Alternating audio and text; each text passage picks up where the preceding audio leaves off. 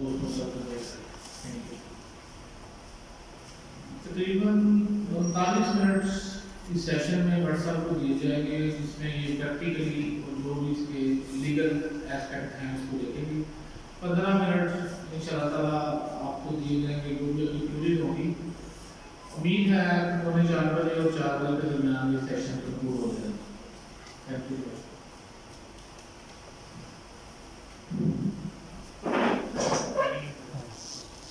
बिस्मिल्लाहिर्रहमानिर्रहीम। तमाम दोस्तों को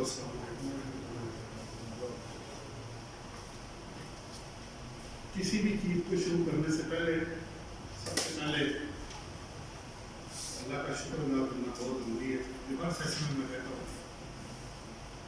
ये मिल भी हम लोग थोड़ा बहुत काम कर रहे हैं, ये अल्लाह की तौफीक और लोगों की दुआ के बगैर पॉसिबल है। और जिस तरह तेजी से टाइम गुजर रहा है और हर चीज़ में तेजी आ रही है, चाहे वो कोई भी फील्ड हो, चाहे वो मेडिकल हो, इंजीनियरिंग हो, कंसल्टेंसी हो, लीगल हो, तो सबसे पहले अल्लाह का शुक्र अदा करते हैं, उसके बाद आगे कुछ और कुछ। आज का टॉपिक थी बेसिकली इनकम टैक्स रिटर्न और इंडिविजुअल के बारे में प्लस वन स्टेटमेंट है उसकी। अब इसको मैं काफ़ी देर सोचता रहा कि इसको किस तरह डिज़ाइन किया जाए कि थोड़े वक्त में हम ज़्यादा चीज़ें सीखें। पर्पज़ ये तो बेसिक है। तो मैंने एक फाइल तैयार की छोटी सी, जिसमें मैक्सिमम चीज़ें मैंने कोशिश की कि उसमें पहले कुछ लीगल चीज़ें और फिर ऑनलाइन जाके आपको चीज़ें वो दिखाई जाए कि अच्छा ये कुछ फीडेड है, कुछ और कर देंगे, आपको रिजल्ट्स बेसिकली मिले। अब सबसे पहले, इससे पहले कि मैं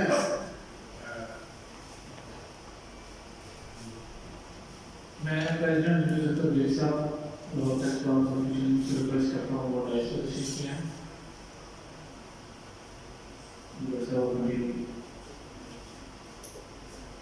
तो जितनी भी डाटा था उसको फिर मैंने, वैसे तो मैंने आज तक ये मैं वाइस प्रेसिडेंट नसीबुल्लाह खान साहब भी रिसीव किया है, मेरी उनसे भी रिक्वेस्ट है कि वो भी डाइस पे स्टेज पे रिसीव किया है।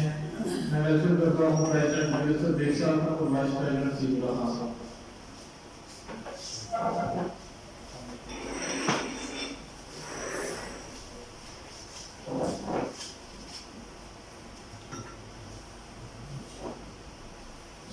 सारी रिटर्न को देखने के बाद, इसके नेक्सस को, इसके डाटे को, इसकी लीगल साइड को देखते हुए, चाहे वो 114 सेक्शन था या 75 था, फाइलिंग के लिहाज से था या 111 सेक्शन था, जो भी 39 और भी डिफरेंट सेक्शन आ रहे हैं जो एप्लीकेबल है, कहीं है और कहीं नहीं है। तो सारी बात जहां पे आपको रुक गई है ना, वो पॉइंट में पहले लाना चाह रहा हूं। जो पढ़ने के बाद समझ में आना वो पहले कर देते हैं, वो आसान हो जाएगा। अगर मुझे ये पता हो कि मैंने इस्लामाबाद जाना है तो ओबियसली मैं कराची वाली बस में नहीं बैठूंगा, मुझे उस हिसाब से अपनी अरेंजमेंट करनी है कि भाई मैंने पहुंचना कहाँ है। मैं पहुंचना वहां चाह रहा हूँ कि मुझे at the end of the day ये पता लग जाए कि रिटर्न फाइल करने के लिए, करने से पहले, करने के दौरान और करने के बाद मुझे कौन कौन सी चीज़ों को कंप्लीट करना, समझना, अप्लाई करना जरूरी होगा। तो जब इसके वो सिस्टम को खोला गया तो दो चीजें सबसे पहले आई। एक इसके अंदर MIS सिस्टम है और एक FBR की इंक्वायरी सिस्टम, जो कि ऑलरेडी उनके पास इंफॉर्मेशन अवेलेबल है। आपकी गाड़ियां जो आपके नाम पे या टैक्स पेयर के नाम पे रजिस्टर्ड है, प्रॉपर्टी, बैंक आपके जितने टैक्सेस जितने कटे हुए हैं, आपने सर्विस जो सप्लाई की है, आपके यूटिलिटी के बिल जहां जहां एप्लीकेबल है, अभी भी डाटा कंप्लीट नहीं है। तो इसका मतलब है कि कुछ इंफॉर्मेशन आपकी MIS सिस्टम के अंदर होगी और कुछ होगी आपकी FBR इंक्वायरी के अंदर। इन दोनों को अलग अलग आपने जाके चेक करना। मालूमात जिसे आप कह रहे हैं, इंक्वायरी जिसे आप कह रहे हैं, तो आपको कुछ इंफॉर्मेशन, तो फिर कह रहा हूं ये पूरी नहीं आ रही। वो अल्लाह करे कि कल को ऐसा सिस्टम बन जाए कि हर चीज पहले से बन के सामने आ जाए कि ये चीजें हुई हैं, ये प्रॉपर्टी खरीदी गई है, ये बेची गई है, ये गाड़ी खरीदी गई है, ये बेची गई है, ये बैंक अकाउंट है, ये सर्विसेज आपने दी, ये गुड्स बेची, कैश विड्रॉल में तो टैक्स आपको पता भी खत्म हो गया, लेकिन पिछले साल में एप्लीकेबल वो एजुकेशन रिटर्न। गर्ज ये है कि सबसे पहले आपने एमआई सिस्टम और एफबीआर मालूमात जो इसके अंदर है वो दिखाओ जरा।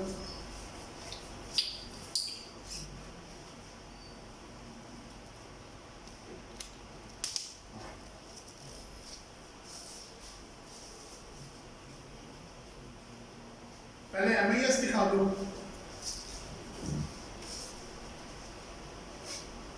इसको क्लिक करो नीचे वाला। ये अभी क्योंकि अभी इसमें कुछ नहीं है, ये आपके सामने फॉरेन अकाउंट्स हैं जी, domestic assets, foreign currency accounts, E headings और पेमेंट की जो डिटेल है वो इसके अंदर आपकी ऑटोमेटिक आपके टैक्स पेयर की आप एंटर करेंगे तो आपको नजर आ जाएगा। अब पर्पस क्या है, इसको अब मिला के आपने किसके साथ चेक करना है, अब मालूमात वाले में हो जाए।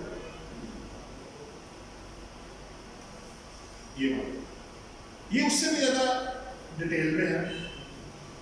इसके अंदर आप देखेंगे कुछ साइड में देखिए आपके एक बार चल रही है दूसरी तरफ, वहां पे आपको गाड़ियां नजर आ रही हैं, विद होल्डिंग टैक्सेस है, प्रॉपर्टीज है, आपने जो डिक्लेरेशन इनकम टैक्स और सेल टैक्स की है वो नजर आ रही है, आपका एक्सपोर्ट है, आपका इंपोर्ट है, आपका ट्रेवल है, लेकिन ये दोनों अलग अलग है, आपने दोनों को जोड़ना है। तो ये वो डाटा है जो एफबीआर के पास ऑलरेडी टैक्स पेयर के सिस्टम के अंदर अपलोड हो गया। अगर आपने इसमें से कुछ स्किप कर दिया तो 111 सेक्शन सीधा उनके पास अवेलेबल है। अगर मैं वो गाड़ी छोड़ देता हूँ, प्रॉपर्टी छोड़ देता हूँ, तो अनएक्सप्लेन्ड इन्वेस्टमेंट्स और इनकम का सेक्शन आपको सीधा हिट होगा, फिर आपको जवाब देना मुश्किल हो जाएगा। सो कोशिश करें कि ये तो वो है जो उन्होंने आपको दिया, बट ये सारी जिम्मेदारी आपने उन पर नहीं डाल देनी। इसमें कुछ ऐसी इंफॉर्मेशन है जो नहीं होगी तो फिर आपके पास कहां से आएगी, वो आपने टैक्स पेयर से लेगी। तो पहले आप अपना टैक्स पेयर से डाटा पूरा कलेक्ट करें, वो कलेक्ट करके विद डॉक्यूमेंट्स उसकी प्रिपरेशन करें, computation of income and tax table बनाएं अपनी, और उसके बाद वेल्थ स्टेटमेंट और रिकंसिलिएशन बना के तो फिर सिस्टम के ऊपर जाएंगे। अगर आप डायरेक्ट सिस्टम के अंदर गए तो फिर आप सिस्टम के अंदर ही घूमते रहेंगे, आप बाहर नहीं निकलेंगे। तो आपके पास ऑलरेडी डाटा प्रिपेयर्ड होना चाहिए, इधर से पकड़ के या अपना पकड़ के आपका कंप्लीट डाटा जो है जो आप अपनी कंप्यूटेशन के थ्रू बनाएंगे उसको फिर अपने रिटर्न के अंदर डालना है। इसके दो फायदे होंगे, एक तो ये कि डाटा मुकम्मल होगा, दूसरा जो आपने बनाया है वो सिस्टम चेक कर रहा है। आपने जैसी रीडिंग करनी है सैलरी की, प्रॉपर्टी की, इनकम की, बिजनेस इनकम की, कैपिटल गेन या अदर सोर्सेस, आपको टैक्स लायबिलिटी निकालने की पावर वो नहीं देगा। अगर आपकी टैक्सेबल इनकम 50 लाख है, उसने ऑटोमेटिक उस पर टैक्स लगा देना। अगर आप कहेंगे कि मैं इसको कुछ कम कर लूं या ज्यादा कर लूं, आपके पास वो पावर ही नहीं एडिट करने, आपके साथ फीडिंग करने एडिट करने की पावर है ही नहीं। सो इसी तरह डेप्रिसिएशन रेट है, अगर आप फिक्स एसेट डालते हैं आपको डेप्रिसिएशन के रेट नहीं वो चेंज करने देगा, वो उधर लगे हुए। जहां जहां कुछ चीजें उन्होंने अपने पास रख ली और कुछ आपको दे दी, सारी आपके पास नहीं है। सो इट मींस के, लेकिन फिर भी जिम्मेदारी अल्टीमेटली आपकी होगी। अगर मैं डाटा ही गलत फीड करता हूं, मेरी सैलरी इनकम है 50 लाख रुपए, मैंने फीड कर दिया 30 लाख रुपए या 70 लाख रुपए, तो सिस्टम तो मजबूर है, जो आप देंगे वही वो रिजल्ट निकाल देगा। सो कोशिश करें सबसे पहले कि डाटा कलेक्ट करके, अब चाहे वो पर्सनल एक्सपेंडिचर है, चाहे वो वेल्थ स्टेटमेंट है, चाहे वो बैंक स्टेटमेंट है, चाहे वो इनकम टैक्स के हेड्स ऑफ इनकम है, चाहे वो टैक्स क्रेडिट है, डिडक्शन है, रिबेट्स है, व्हाटएवर, ये सारा कुछ आपके पास विद डॉक्यूमेंट्स होना चाहिए। और अगर ये है तो फिर आप अपनी कंपटीशन बनाएंगे। देखिए इसको ना रिटर्न को आपस की बात है, इसको ज्यादा सर पे चढ़ाने की जरूरत नहीं है। असल काम वो है जो आपने करना है, आप मींस कंसल्टेंट ने या टैक्स पेयर ने। वो जो कंप्यूटेशन ऑफ इनकम बनानी है ना, वो जिम्मेदारी आपकी है। वो होगा तो आप आगे जा सकते हैं, और अगर वो नहीं होगा तो फिर आपको सिस्टम, तो एक फॉर्म है, जैसे आप एक कॉलेज में एडमिशन लेते हैं, एक फॉर्म फिल करते हैं, नाम, एड्रेस, ईमेल, फलाना, कॉन्टैक्ट, वालिदैन, डिग्रियों की कॉपियां, फलाना फलाना फीड करें, चलो निकाल रहे हैं। लेकिन उस डाटे की जिम्मेदारी आपकी होगी, वो किसी और की नहीं है। सो पहले प्रिपरेशन करें, पहला स्टेप इधर MIS यहाँ से अपने डाटे से, और मुकम्मल एक चीज, और बंदे से पूछ लें कि मैं आपको बता दूं, अब वो जो सही काम करेगा वही जिंदा रहेगा, मुश्किल हो जाएगा उसके लिए आगे जाना। और अब आपको पता लग गया होगा कि अब अगर शो काज नोटिस आपको इशू हो जाता है तो अब आप वेल्थ स्टेटमेंट या रिटर्न को फिर रिवाइज नहीं कर पाएंगे।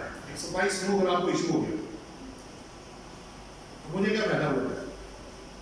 मैं तो उसको उसकी नोटिस के बाद मैं रिवाइज नहीं कर सकता।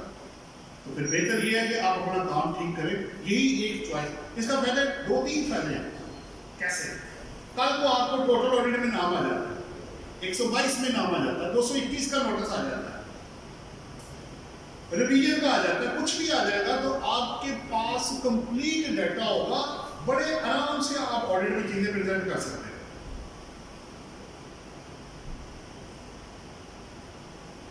नंबर 1, अब वापस आ जाओ, अब जो अपने पॉइंट्स खोलो फाइल वाले,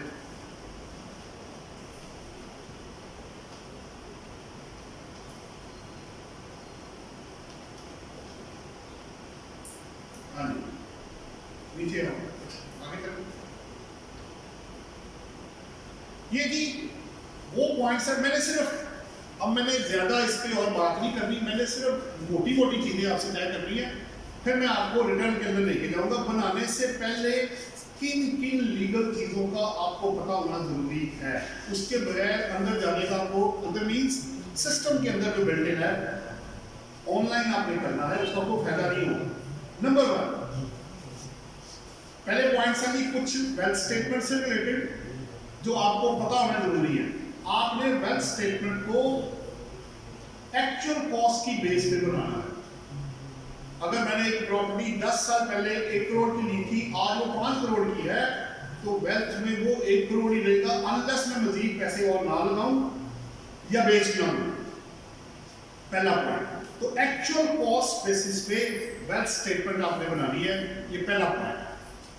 यानी अगर फर्ज करें ज्वेलरी मैंने ली है पिछले साल, अब वो बढ़ गई है या कम हो गई है वैल्यू, तो मेरा उसके साथ कोई लेना देना नहीं है जब तक कि मैं एक्चुअली बेच के कोई गेन या लॉस नहीं ले लेता। इसमें इंपोर्ट की फैसिलिटी आपको पता है, जब आप अंदर खोलेंगे तो वो लिखा हुआ है कि इंपोर्ट ऑफ रिटर्न, सारा डाटा आप, अगर आपको लगता है कि आपको फायदा हो सकता है इंपोर्ट करते, नहीं होता तो आप नया डाटा एंटर करें, ये आपकी चॉइस। नंबर 3, ये डबल एंट्री कॉन्सेप्ट है। मैं आपको अभी एक एग्जांपल दिखाऊंगा जिसमें मैंने कोशिश की है कि मैं आपको इनकम टैक्स रिटर्न भी उसी से बनाऊं और आपकी जो वेल्थ स्टेटमेंट और रिकंसिलिएशन और कैश अमाउंट है वो भी मैं उसी से बनाऊं, ताकि आपको एक डाटा प्रिपेयर करने का तरीका और उसके बाद फिर फीड करने में हम बाद में जाएंगे। नंबर 4, रिकंसाइल करें तमाम personal assets and personal liabilities. अगर पिछले साल मेरी नेट वेल्थ थी 4 करोड़ रुपए की, वो ओपनिंग बैलेंस आपको पता ऑटोमेटिक सिस्टम उठा लेता है कि वो लास्ट ईयर की वेल्थ एक्चुअल या रिवाइज हो आपने की है, वो वाला बैलेंस को ऊपर उठाएगा, 4 करोड़ आ रहा वहां पर। तो अब किस तरह जनाब, अब हो सकता है बढ़ जाए, हो सकता है कम हो जाए, हो सकता है उतना ही रह जाए, कोई पता नहीं है, लेकिन जो भी चेंज आएगा वो आपको बताना पड़ेगा। और हर एसेट, पर्सनल एसेट और हर पर्सनल लायबिलिटी के अंदर जो चेंज आएगा, लास्ट ईयर 4 करोड़ ब्रेकअप आपके पास होगा, लैंड, प्लॉट, शेयर, अपार्टमेंट, गाड़ी, jewellery, investment, credit card, loans, सब कुछ आपके पास है। लास्ट ईयर कितना था? 30 जून 2020 का जो क्लोजिंग बैलेंस है वो 1 जुलाई 2020 का ओपनिंग बनेगा। अब आप 30 जून 2021 पे आएंगे, और दोनों का आपको फर्क जो है वो पता लग जाएगा। और फर्क कैसे आया वो आपको रिकंसिलिएशन के थ्रू फिर उसको एक्सप्लेन करना पड़ेगा। आपके जितने क्वेश्चन हो गए लिख लीजिए बाद में। पांचवा, आपने फर्क रखना है बैलेंस शीट के अंदर और वेल्थ स्टेटमेंट के अंदर। एक मेन जो डिफरेंस है ना वो मैं आपसे शेयर कर देता हूं with through 2 points. Balance sheet is a list of business assets and business liabilities. Wealth statement is a list of personal assets and personal liabilities. आप नाम ले तो अभी सारा चट्टा बट्टा सा बाहर आ जाएगा। मसलन मैंने कहा जी मेरे ऑफिस की जो बिल्डिंग है, जो मेरे ऑफिस के नाम पे है, वो किधर आएगा बैलेंस शीट में। मैंने सेल की, उससे मेरे डेटर आ रहे हैं, रिसीवेबल है, कहाँ आएंगे बैलेंस शीट में। मैंने भी पर्सनल क्रेडिट कार्ड लिया हुआ है वेल्थ स्टेटमेंट में। मेरा घर जाती कहाँ आएगा वेल्थ में। तो दो चीजें आपको अलग अलग करनी है। ए बैलेंस शीट है business assets and business liabilities, और बी आपका है personal assets and personal liabilities. Unless आप उधर से इधर या इधर से उधर ना चले जाए। अगर बिजनेस एसेट को मैं पर्सनल में ले जाऊंगा, जैसे आप गाड़ी बिजनेस में से निकाल लेते हैं ड्राइंग्स की शक्ल में, आपका पर्सनल एसेट बन जाएगा। पर्सनल एसेट को इंट्रोड्यूस करवा देते हैं बिजनेस में कैपिटल के तौर पे, वो बिजनेस एसेट बन जाएगा। फिर उसका टाइटल बिजनेस के नाम करना पड़ेगा। सो दो चीजें अलग अलग हैं, इनको मिक्स नहीं करना, क्योंकि आगे जाके बैलेंस शीट के अंदर जो कैपिटल आएगा, अगर आप सोल ओनर हैं तो उसमें वेल्थ स्टेटमेंट के अंदर रिकॉर्ड होना है। अगर बैलेंस शीट में लिखा हुआ payable to mister Salman 10 lakh रुपए, तो वेल्थ में आएगा रिसीवेबल फ्रॉम बिजनेस 10 लाख रुपए। जो उसका पेएबल वो आपका रिसीवेबल, और जो इसका रिसीवेबल वो इसका पेएबल।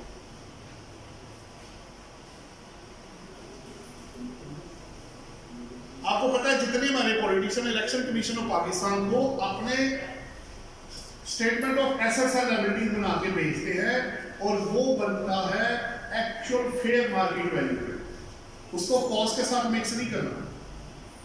अगर मैंने एक प्रॉपर्टी 1 करोड़ की लिखी, आज 5 करोड़ की, आज मैं अगर रिपोर्टिंग कर रहा हूं तो मैंने वहां 5 करोड़ लिखना है, तो ये जरा फर्क है। उसका बेस क्या है वेल्थ स्टेटमेंट का एक्चुअल कॉस्ट, और जो इलेक्शन कमीशन के पास स्टेटमेंट जानी है उसकी बेस क्या है present fair market value. 5 points. छठा, फॉरेन करेंसी के अंदर अक्सर लोग क्या करते हैं, गलती कर देते हैं। वो कहते हैं जी क्लोजिंग जो रेट है बस वो उसको $10,000 है, मल्टीप्लाई बाय 166 डॉलर निकाल दो। It is not allowed under the wealth statement. अगर मैंने $10,000 पिछले साल खरीदे थे और उस वक्त रेट अगर 150 रुपए था, तो आज भी उसने 150 रुपए पे ही आना है, क्योंकि मैंने आपको, वरना मैं पहले प्रिंसिपल को आउट कर दूंगा। पहला प्रिंसिपल क्या है एक्चुअल कॉस्ट बेसिस पे।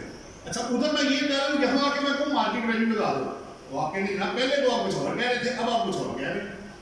आपकी बातें आपस में नहीं मिलती। प्रिंसिपल्स बिल्कुल सेम है। This is why. अच्छा, तो ये बात है, तो फिर ज्वेलरी का रेट भी बदल गया होगा, फिर तो घर का रेट भी बदल गया होगा, फिर तो गाड़ी की प्राइस भी चेंज हो गई है, फिर तो हर चीज बदल गई है। तो क्या बस सब बदलने बैठ जाओ? नहीं, ऐसे नहीं है। So keep in your mind, ये प्रिंसिपल बिहाइंड ये है। एक सवाल आया था सेमिनार में, ये जो आपने कहा एक्चुअल कॉस्ट बेसिस है, ये लिखा हुआ है। चलो जी सबसे सवाल कर देते हैं, ये लिखा हुआ है कि एक्चुअल कॉस्ट क्या है। लॉ ये कहता है कि specified assets and liabilities, personal assets and liabilities at the specified rate. तो अगर मैंने 10 साल पहले 1 करोड़ का घर लिया था, तो वो तो उसी वक्त 1 करोड़ का था। आज भी वो, आज अगर फेयर मार्केट वैल्यू बढ़ गई है तो मेरा उससे कोई लेना देना नहीं, वो मुझे रियल कॉस्ट पे ही देना पड़ेगा। और अगर मैं इसे कहूं नहीं कि मैं नहीं मानता, तो फिर आपको तमाम personal assets and liability change करने पड़ेंगे। तो बस फिर यही काम होता रहेगा, कभी ऊपर जा रहा है, कभी नीचे जा रहा है, कभी ऊपर जा रहा है, कभी नीचे जा रहा है। तो इसमें जो गेन या लॉस होगा उसमें तो टैक्स डिपार्टमेंट टैक्स लगा देगा आपको, जो रियलाइज ही नहीं हुआ। अगर मेरी ज्वेलरी 1 करोड़ से बढ़ के 1.5 करोड़ की हो गई है, तो क्या ये गेन हो गया मुझे? तो 50 लाख पे टैक्स दूं क्या मैं? कल को जब बेचू पता लगे लॉस हो गया, तो जब तक रियलाइज नहीं होगा तब तक आप अकाउंट फॉर नहीं कर सकते उसको। ये बड़ा लॉजिकल इसके अंदर कॉन्सेप्ट है। इसलिए डॉलर में जब तक चेंज नहीं आएगी, यानी मैं और डालूं या और बेच लूं या बेच लूं मैं, उससे पहले आपने डॉलर्स के रेट को नहीं चेंज करना। इसका मतलब है गेन या लॉस तभी आप बुक करेंगे जब एक्चुअली डिस्पोजल होगी, उसके बगैर वेल्थ को नहीं छेड़ेंगे। 7वां पॉइंट, अक्सर लोग क्या करते हैं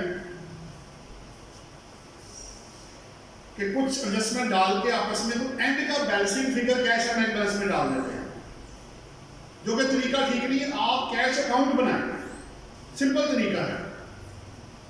लास्ट ईयर मेरे पास से 2 लाख रुपए, मुझे 50 लाख और आया, 52 हो गया, उसमें से 40 लाख खर्च हो गया, तो क्लोजिंग 12 लाख है।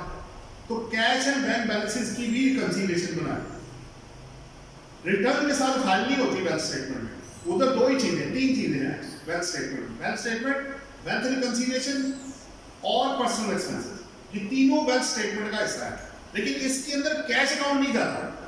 अगर आप कोई कंपनी का केस कर रहा हो तो कंपनी के ऑडिटेड अकाउंट्स में कैश फ्लो स्टेटमेंट जाती है, उसका हिस्सा है, बना के देते हैं लोग, इधर नहीं है। अब उसको शॉर्टकट लगा के इग्नोर ना कर दें, उसको बनाएं और बना के, क्योंकि अगर डिफरेंस आ गया तो 111 सेक्शन में हिट होगी, इनकम बना के टैक्स लग जाएगा, डीम्ड इनकम बन जाएगी। तो वो भी हर एसेट और लायबिलिटी की, मैंने वो देखिए आपका चौथा पॉइंट जो है ना, तमाम एसेट्स और लायबिलिटीज की रिकंसिलिएशन बनानी है। क्या वो इंक्रीज हुआ? मसलन लैंड की मैंने कंस्ट्रक्शन कर दी, ऊपर 2 करोड़ दे दी, ठीक है, डाल दे 2 करोड़ में। और जी मैंने एक प्लॉट 4 प्लॉट थे, 2 बेच दिए, तो ठीक है 2 निकाल दें, जो भी गेन या लॉस होगा आपके सामने आ जाएगा। 8वां पॉइंट, कैपिटल रिकंसिलिएशन भी बनानी है। आपको पता है बैलेंस शीट के अंदर जो कैपिटल दिया होता है, opening capital add net profit accounting का less drawings add further capital introduce, तो क्लोजिंग कैपिटल आ जाए, वो कैपिटल उठा के आप बैलेंस स्टेटमेंट में डाल देते हैं। और last but not the least, आपके अगर आप वेल्थ स्टेटमेंट, आज भी मैं यही देख रहा था रिकंसिलिएशन के अंदर ना, अच्छा तीनों चारों जगह पे एक चीज कॉमन है, वो मुझे आपसे शेयर करनी है। पहला, आप इनकम टैक्स रिटर्न बना रहे हैं, अदर्स का हेड बना हुआ, आप वेल्थ स्टेटमेंट बना रहे हैं, तमाम एसेट स्पेसिफाइड के बाद एंड में लिखेगा एनी अदर एसेट, आप रिकंसिलिएशन बनाएंगे any other inflow any other outflow, तो वो कब स्पेसिफाइड को निकाल के सारा कुछ अदर्स के अंदर कवर्ड हो जाता है।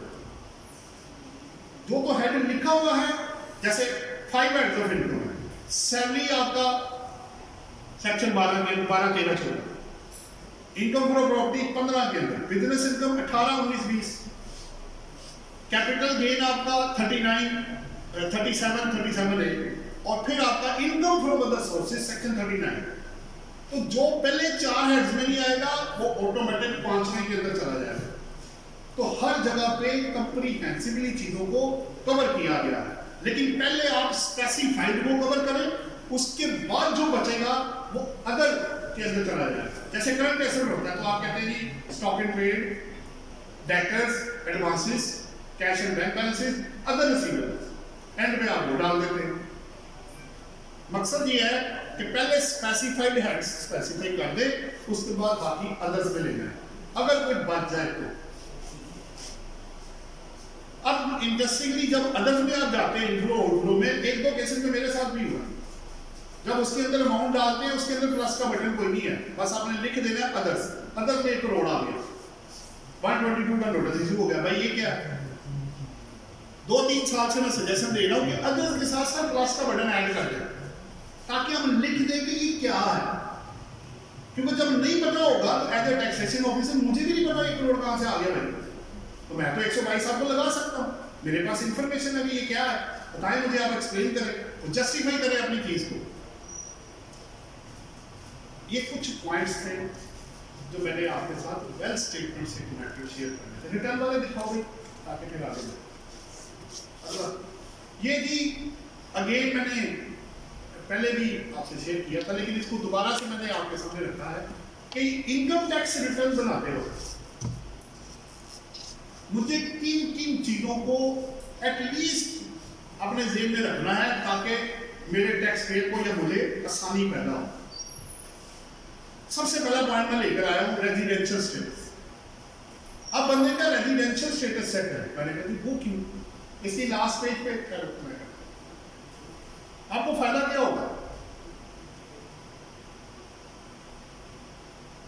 ये है जी फायदा आ गया। पहला, आपको पता होगा कि अगर एक बंदा रेजिडेंट है, सेक्शन में 81 to 84 है जो बताता है कि रेजिडेंशियल स्टेटस डिटरमिन्ड कैसे करते हैं। उसके बाद इसके साथ रूल्स है, ठीक है, वो भी बताते हैं कि डेज कैसे कैलकुलेट करते हैं, वो तरीका उसने बताया। आपको अगर इंडिविजुअल का रेजिडेंशियल स्टेटस चेक करना है तो तीन चीजें 2021 में एप्लीकेबल।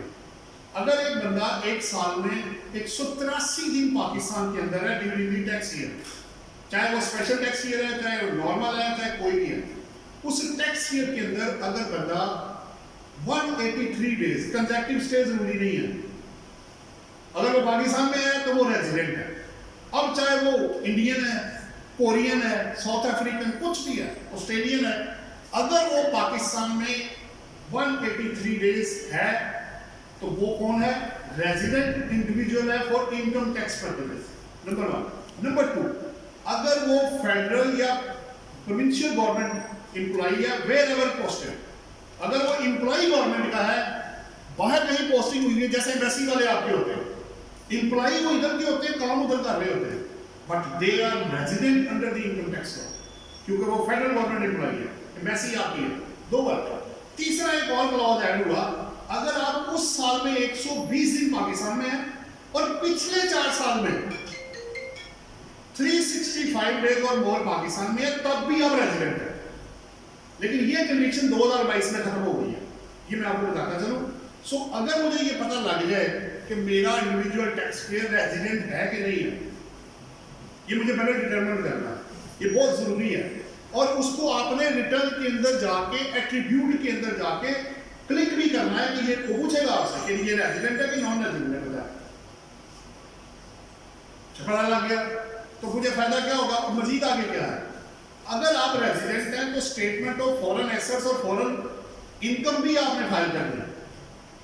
कब?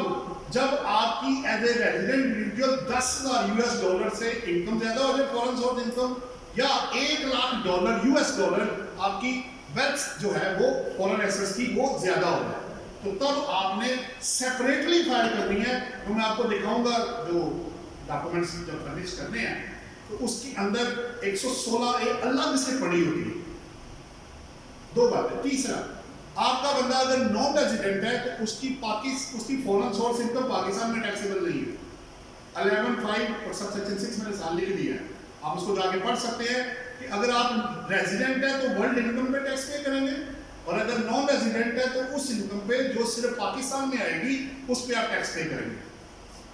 चौथा, 22 में मैंने अभी आपको कहा 2 कंडीशन बाकी रह गई है। एक, government employee wherever posted abroad basically, और दूसरा क्या है, अगर आप 183 दिन है, वो जो 120 दिन वाली कंडीशन है वो अगले साल में एप्लीकेबल नहीं है, उन्होंने खत्म कर दी है। लेकिन चूंकि आप 21 की रिटर्न फाइल कर रहे हैं, हाँ जी, नहीं वो उसको खत्म कर दिया उन्होंने, वो जो 120 दिन था ना प्लस 365 डेज वाली कंडीशन, वो उन्होंने डिलीट कर दी। यानी 2 में से कोई एक मैट हो गई या दोनों, तो फिर आप रेजिडेंट बनेंगे, वो तीसरा खत्म कर दिया उन्होंने। लेकिन आप 2021 की रिटर्न फाइल कर रहे हैं, उसमें तीन में से कोई एक भी कंडीशन मैट हो गई तो आप रेजिडेंट इंडिविजुअल बनते हैं। और आखिरी क्या जी, कि आपको पता है कि नॉन रेजिडेंट्स को जब आप एट्रीब्यूट में जाके क्लिक करेंगे, एक मुझे फोन आ गया, किसी ने कहा जी मैं वो रिटर्न फाइल कर रहा हूँ, तो वो मुझे कह रहा है वेल्थ स्टेटमेंट दे, वरना मेरा नॉन रेजिडेंट है। मैंने कहा ये कैसे हो सकता है? आपने नॉन रेजिडेंट आप क्लिक करें, वो वेल्थ स्टेटमेंट नहीं मांगेगा आपसे, उन्होंने एट्रीब्यूट में जाके नॉन रेजिडेंट क्लिक नहीं किया हुआ है। मैंने कहा उसको खोला, मैंने कहा इसको क्लिक करें, जब उन्होंने क्लिक किया उसको नॉन रेजिडेंट, तो साथ ही उसने कह दिया अब आप वेल्थ स्टेटमेंट के बगैर रिटर्न फाइल कर सकते हैं। लेकिन यहाँ एक बड़ा इंपॉर्टेंट पॉइंट, वो क्या है, मेरे जितने भी नॉन रेजिडेंट क्लाइंट्स हैं, मैं रेगुलर बेसिस पे हर साल उनकी वेल्थ स्टेटमेंट रिकंसिलिएशन बना के रख लेता हूं। कल को कमिश्नर इनर रेवेन्यू आपसे इवन नॉन रेजिडेंट के केस में भी वेल्थ स्टेटमेंट मांग सकते हैं, ये मैं आपको बताता चला। फिर आप ये नहीं कहेंगे चूंकि मुझे तो लोन है कहा नहीं तो फाइल करें। Filing is something different and requiring from the tax payer 116 section में लिखा हुआ है किसी भी टैक्स पेयर से commissioner indirect revenue wealth statement उसकी मांग सकते हैं। फिर आप उस वक्त ये बहाना नहीं बनाएंगे जनाब चूंकि ये नॉन रेजिडेंट है तो वेल्थ स्टेटमेंट ना दें, ये नहीं होगा उस वक्त। तो रेगुलर बेसिस पे बनाएं ताकि कल को आपको परेशानी ना हो। और फिर आपको भी पता है कि नॉन रेजिडेंट से इंफॉर्मेशन लेना जरा मुश्किल है, वो मुल्क से बाहर बैठा हुआ है, वो दिन रात का फर्क, टाइमिंग का फर्क, डॉक्यूमेंटेशन नहीं आ रहे और मसरूफियत, ठीक है। तो बेहतर ये है कि साथ साथ ही चीज़ें बना लें, बाद में बड़ा मुश्किल हो जाता है क्योंकि पैसा काफ़ी भेजा होता है और रिकंसाइल नहीं लोगों ने किया होता है, एकदम से टैली करना मुश्किल हो जाएगा आपके लिए। अच्छा, ये तो था जी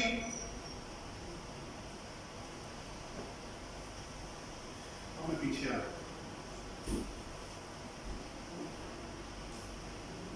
और ये मैंने आपको पहले ही बता दिया। दूसरा जो चल रहा है सीरियल पे देखिए taxability of sources of income from resident person for resident and non resident, वो भी बात हुई। 21 बड़ा इंपॉर्टेंट है, यहाँ सेक्शन 21 वैसे कहता है 2 लाइन्स में जवाब ये है कि आपने बिजनेस इनकम के अगेंस्ट कौन कौन सी डिडक्शन आप माइनस नहीं कर सकते। एक 12-14 आइटम्स की लिस्ट है जिसमें मसलन सैलरी 25,000 से ऊपर होगी तो क्रॉस चेक होएगी। अगर आपने टैक्स काटे बगैर पेमेंट की तो वो आपको एक्सपेंस नहीं मिलेगा। अगर आपने पर्सनल एक्सपेंसिव मांग लिए वो नहीं मिलेंगे। अगर आपने कैपिटल एक्सपेंडिचर किए वो नहीं मिलेंगे। अगर आप किसी रिजर्व को ट्रांसफर करते हैं अनलेस लॉ में लिखा हो वो भी नहीं आपको मिलेगा। बिजनेस एक्सपेंडिचर नहीं है वो भी नहीं मिलेगा। सो इसमें एक लिस्ट पूरी, इनकम टैक्स आप इनकम टैक्स लॉ में एक्सपेंस नहीं मांग सकते, टैक्स जो आपका कटा हुआ है वो नहीं आप मांग सकते, वो बैलेंस शीट के अंदर रिसीवेबल रहेगा। सो एक लिस्ट पूरी पड़ी हुई है। अब इसको लोग ये जानते हैं कि ये बिजनेस इनकम के अगेंस्ट सिर्फ एप्लीकेबल होता है जबकि ये इक्वली आपके capital gain, income from other sources और इनकम फ्रॉम प्रॉपर्टी के अगेंस्ट जो डिडक्शन आपने मांगनी है ये उनके रेलिवेंट सेक्शन जब आप जाके पढ़ेंगे उसमें ये लिखा हुआ है कि जो लिमिटेशन सेक्शन 21 ने बिजनेस एक्सपेंडिचर में लगाई है वही आपने सिमिलरली इक्वल फुटिंग पे अप्लाई करनी है। किसके ऊपर? जो डिडक्शन आप मांगेंगे कैपिटल गेन के अगेंस्ट, जो डिडक्शन आप इनकम फ्रॉम अदर सोर्सेज के अगेंस्ट मांगेंगे और जो डिडक्शन आप इनकम फ्रॉम प्रॉपर्टी के अगेंस्ट मांगेंगे। मसलन मैंने एक बंदा रखा हुआ है जिसको मैं सैलरी देता हूं कि मेरा रेंट कलेक्ट कर, मैं एक एग्जांपल बना ले रहा हूं सिंपल से, मैं उसको 30,000 रुपये पर मंथ रेंट देता हूं, वो इस्लामाबाद में मेरी प्रॉपर्टी है, वहां से रेंट कलेक्ट करता है और मुझे क्रॉस चेक या जिस तरह भी मुझे ट्रांसफर कर देता है। अब मुझे पता नहीं था, मैं उसको कैश देता गया, कल को मुझे नोटिस इशू हुआ कि जनाब आपने प्रॉपर्टी इनकम के अगेंस्ट ये जो 3,60,000 आपने मांगा है इसकी पेमेंट हमें ये वेरीफाई कराया आपने क्रॉस चेक में की कि नहीं। तो बीइंग एज अनअवेयर पर्सन मैंने लड़ाई शुरू कर दी कि जनाब वो कानून मेरे ऊपर कैसे अप्लाई हो गया। उसने कहा जनाब लिखा हुआ जाके पढ़े, सेक्शन 15A के अंदर जाके पढ़े, उसकी लिस्ट नीचे जब जाएगी तो वो लिखेगा आगे जाके कि भाई आपने पेमेंट क्रॉस चेक 21 सेक्शन की कंप्लायंस करनी है आपने। तो ये भी जरा ध्यान में रखें कि जब आप एक्सपेंडिचर क्लेम कर रहे हो बिजनेस इनकम के अलावा तो सेक्शन 21 की कंप्लायंस जरूर चेक कर लें, वरना वो एक्सपेंडिचर आपका डिसअलाउ हो सकता है। 39(3) ये भी बड़ा इंपॉर्टेंट है, लोन एडवांस गिफ्ट और शेयर डिपॉजिट मनी, ये थ्रू क्रॉस चेक आना चाहिए। अगर आप थ्रू क्रॉस चेक नहीं लेंगे, ये 39(3) सेक्शन है, इसके अंदर ये आपकी डीम्ड इनकम बना के आपको टैक्स लगा देगा। इसमें एक आध को जजमेंट फेवर में भी है लेकिन ज्यादा अगेंस्ट है। तो बेहतर ये है, कहते हैं ना परहेज इलाज से बेहतर है। तो बाद में धक्के नहीं मारे हैं, फिर स्टे लो, फिर पेमेंटें कराओ, फिर ये करो, फिर वो करो। तो बेहतर ये है कि जहां इफ एंड बट लग रहा हो तो क्लियर कट वर्जन के साथ आप जाएं और उसे को भाई क्रॉस चेक दो, जब देना ही है तुमने तो क्रॉस चेक दो। तो चारों चीजें कैश नहीं होगा बेसिकली ये कहा जा रहा है। इसका ये मतलब नहीं है कि प्रॉपर्टी गिफ्ट नहीं हो सकती, वो अपनी जगह पे कैश नहीं गिफ्ट करना। तो उसकी वजह है देखें ये क्रॉस चेक को सारी लिमिटेशन क्यों लगाई जाती है, ताकि लोग फेक ट्रांजैक्शन ना कर सकें। ये क्रॉस चेक आया इसलिए था, वरना मैंने कहा जी भाई से लोन ले लिया जी 20 लाख, ये मुझे क्या पता उसने दिया भी है कि नहीं। हाँ क्रॉस चेक वेरीफाइबल है, बैंक से निकल के बैंक में जाना है उसने। नेक्स्ट 75 है, अगर आप कोई एसेट परचेज कर रहे हैं इमूवेबल, ये पिछले साल भी लिमिटेशन थी, मैं आपको बता रहा हूँ 50 लाख से ज्यादा अगर आप प्रॉपर्टी खरीदेंगे इमूवेबल तो payment must be through cross cheque या बैंकिंग चैनल के थ्रू होगी, अकाउंट से काम करो। और अगर मूवेबल है तो 10 लाख से ऊपर जो होगा, जैसे गाड़ी है, वैसे तो वो अकाउंट में ही ओनली आपसे पे ऑर्डर लेते हैं, आपको पता होगा जिससे गाड़ी खरीदी हो। नई गाड़ी जब आप लेने जाएंगे वो कैश नहीं लेते, पे ऑर्डर बनाते हैं, अकाउंट पे ही होंगे। होंडा सिटी से टोयोटा गार्डन होटल जो भी उसका नाम है कंपनी का, उसके नाम का आपने बनाना है। और अगर आप ऐसे नहीं करते तो क्या होगा, जब आप इसको बेचेंगे ये एज ए डिडक्शन के तौर पे नहीं मिलेगा, और अगर बिजनेस एसेट हुआ तो डेप्रिसिएशन मिलेगा। और एक तीसरा भी है, अगर इमूवेबल प्रॉपर्टी में 1 करोड़ की प्रॉपर्टी कैश में ले लेता हूँ तो इसकी प्रॉपर्टी की फेयर मार्केट वैल्यू का 5% मुझे पेनल्टी भी पड़ेगी। मैं तो फंस गया बुरी तरह अंदर। सो ट्रांजैक्शंस को जरा चेक कर लें कि वो लॉ के मुताबिक हैं कि नहीं। 75A बड़ा वेल नोन सेक्शन है, अब आपको जुबानी याद हो जाना चाहिए, पिछले साल से आया हुआ है। 111 जितनी भी ट्रांजैक्शन जिसका आप जवाब नहीं देंगे, लॉ ने अपनी साइड, एफबीआई ने अपनी साइड को प्रोटेक्ट किया हुआ है। Unexplained investment, unexplained credit, expenditure with reasonable amount से ज्यादा, या कोई ऐसी या प्रोडक्शन या ऐसी चीज जिसका आपके पास कोई जवाब नहीं है, जी मुझे नहीं पता ये क्या है, तो उनके पास ये पावर 111 सेक्शन में कि उसको डीम्ड इनकम बना के आपको वो टैक्स लगा देंगे। तो आपके पास बैंक में कोई ऐसी एंट्री नहीं होनी चाहिए जिसका आपके पास जवाब ना हो। अक्सर लोग क्या करते हैं, 2-3 गलतियां कर जाते हैं। पहला, एंट्रीज पूरी लेते हैं। 2, अगर लिया है तो उसका जवाब कोई नहीं है, बोलिए ये छोड़ दें, आप 50 लाख की कर लेंगे बाद में। तो मेन फोकस करें कि एंट्रीज कहां से आ रही हैं और किधर जा रही है। Next, records. अब जब ऑडिट होगा या कुछ भी होगा, रिकॉर्ड के बगैर तो भाई अब आप टैक्सेस का काम कर ही नहीं सकते, होना ही नहीं है। कर भी लिया तो वो बेड़ा गर्क ही होगा, कल को टैक्सेस पड़े होंगे, आपकी जान छुड़ाना मुश्किल हो जाएगा। रिकॉर्ड क्या, दो लाइंस में आपको मैं जवाब दूंगा। अगर आपने कोई भी इनकम लेकर आए हैं विद सपोर्टिंग डॉक्यूमेंट, अगर आपने कोई एक्सपेंडिचर क्लेम किया है विद सपोर्टिंग डॉक्यूमेंट, मसलन अभी मिसाल बना देते हैं, कोई मसला नहीं है, मैंने कहा जी मैंने तनख्वाह रिसीव की है 30 लाख रुपए पूरे साल में, ठीक है जनाब, लाए बैंक स्टेटमेंट दे दें, एम्प्लॉय का सर्टिफिकेट दे दें और सैलरी स्लिप मुझे दे दें, पता लग जाएगा। आपने कहा नहीं कि मेरे पास रेंटल इनकम भी आई हुई है, तो रेंट एग्रीमेंट दें, बैंक स्टेटमेंट दें जो क्रॉस चेक आए हैं, और अगर कैंसिल हुआ तो कैंसिलेशन का एग्रीमेंट दे दें, और जितनी डिडक्शन आपने मांगी है सवाए 1/5 रुपये अलाउंस के, तो वो फिक्स है, वो आपको मिलना ही मिलना है 20%। उसके अलावा जितने एक्सपेंडिचर है वो एक्चुअल बेस पे है। अगर हुआ है इंश्योरेंस कराइए, रसीद रखो भाई सामने, कलेक्शन किया डॉक्यूमेंट दो भाई, वो जी मैंने मार्कअप पे किया डॉक्यूमेंट दे मुझे। वेरिफिकेशन 1 मिनट में हो जाती है। बिजनेस है तो लाए सेल का डॉक्यूमेंट लाए, सेल टैक्स रिटर्न लाए, इनवॉइसेस लाए, वेरीफाई हो जाएगा। 182 जी, इसका भी पता होना जरूरी। मैंने कहा जी मैं रिटर्न नहीं फाइल करता, तो क्या कर लेंगे आप? जी पहले तो आपको मैं स्पेसिफिक केस को निकाल के 40,000 रुपये मिनिमम पेनल्टी है इनकम टैक्स रिटर्न की, लेट फाइल करने की, अगर आपने परमिशन ना ली एक्सटेंशन की। और बैंक स्टेटमेंट उससे भी खतरनाक है, 1 लाख रुपए उसकी पेनल्टी है। तो डिले की कॉस्ट इतनी ज्यादा है कि उतनी शायद फीस नहीं मिल रही होगी जितनी पेनल्टी ऊपर पड़ जाएगी, ये जरा ध्यान में रखिएगा। इसके साथ एक और चीज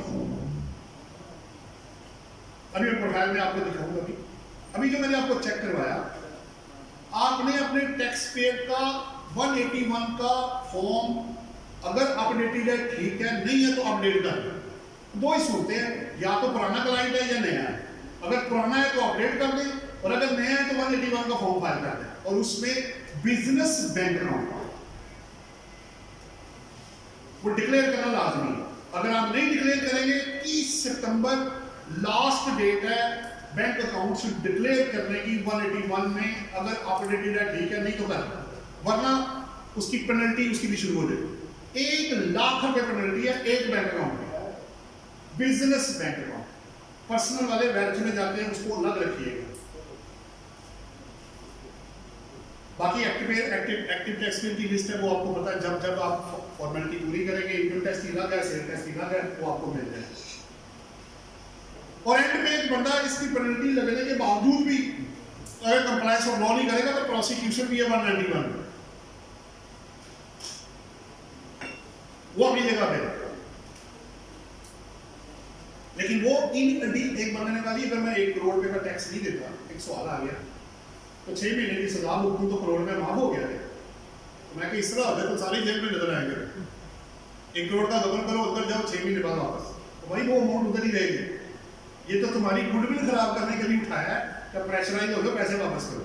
prosecution is in addition to the amount, जो पेनल्टी है वो अलग है, जो डिफॉल्ट सरचार्ज है वो अलग है, जो प्रिंसिपल अमाउंट है अलग है, जो अंदर बंद किया गया है वो अलग है। तो वो अमाउंट उधर की उधर ही है। तो बेहतर घूम फिर के आपने एक ही जगह पे आ जाना है, कंप्लायंस ऑफ लॉ करनी पड़ेगी। इसके अलावा दूसरा रास्ता कोई नजर नहीं आ रहा। अच्छा जी, ये डेडलाइन वाला मैंने आपको बता दिया। अच्छा, एक पॉइंट और, एसएमई अगर आपका क्लाइंट, मैंने पीछे भी बताया था, अगर मैन्युफैक्चरर है और उसकी टर्नओवर 250 मिलियन तक है तो जरा वेट कर ले, अभी तक वो रिटर्न अपलोड नहीं हुई।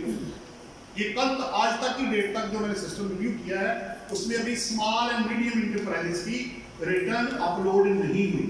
तो अगर आपका कोई क्लाइंट इसमें फॉल करता है तो थोड़ा वेट कर लीजिएगा, उसको इंशाल्लाह वो टाइम ज्यादा ही रहेगा, क्योंकि जिस दिन वो रिटर्न अपलोड होगी उसके बाद के 3 महीने आपको मिल जाएंगे। तो जरा वेट कर लीजिएगा, ये ना हो कि जल्दी जल्दी में उसको भी बीच में रगड़ दें आप, वो फायदा हो जाएगा आपको उसके अंदर। अब बाकी तो मैंने ये आपसे कर दिया था, ये भी हो गया, वो भी मैंने कर दिया। जितना डाटा आपका है उसको रिकंसाइल करें, चीजें बैठ करें और एक कंप्यूटेशन बना दे। अब कंप्यूटेशन निकालो यार सीधा, बाकी सारी चीजें अभी उधर ही आना, एक कंप्यूटेशन बात दिखानी है, एक नजर सीधा सिस्टम के।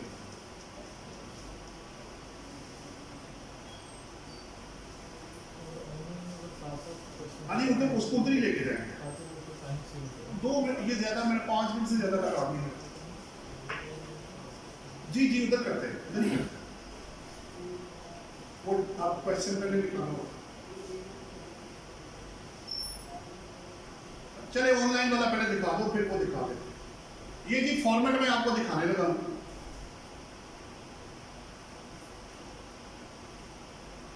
ये आपके सामने है जो सैलरीड इंडिविजुअल के लिए 2 बार।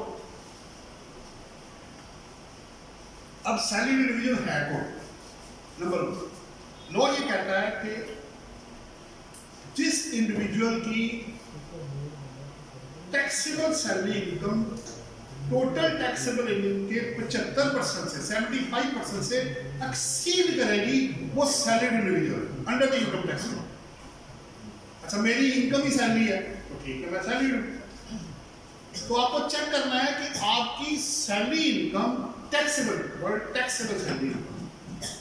Salary income total taxable income के 75% से अगर ज्यादा है तो आप सैलरी इंडिविजुअल हैं और उसकी रिटर्न अलग है, प्रोवाइडेड इसकी अदर इनकम के अलावा और कोई इनकम ना हो। अगर आपकी कोई रेंटल इनकम, कैपिटल गेन या अदर सोर्सेज आया तो फिर ये वाली रिटर्न आप नहीं फाइल करेंगे, आप दूसरे वाली फाइल करेंगे।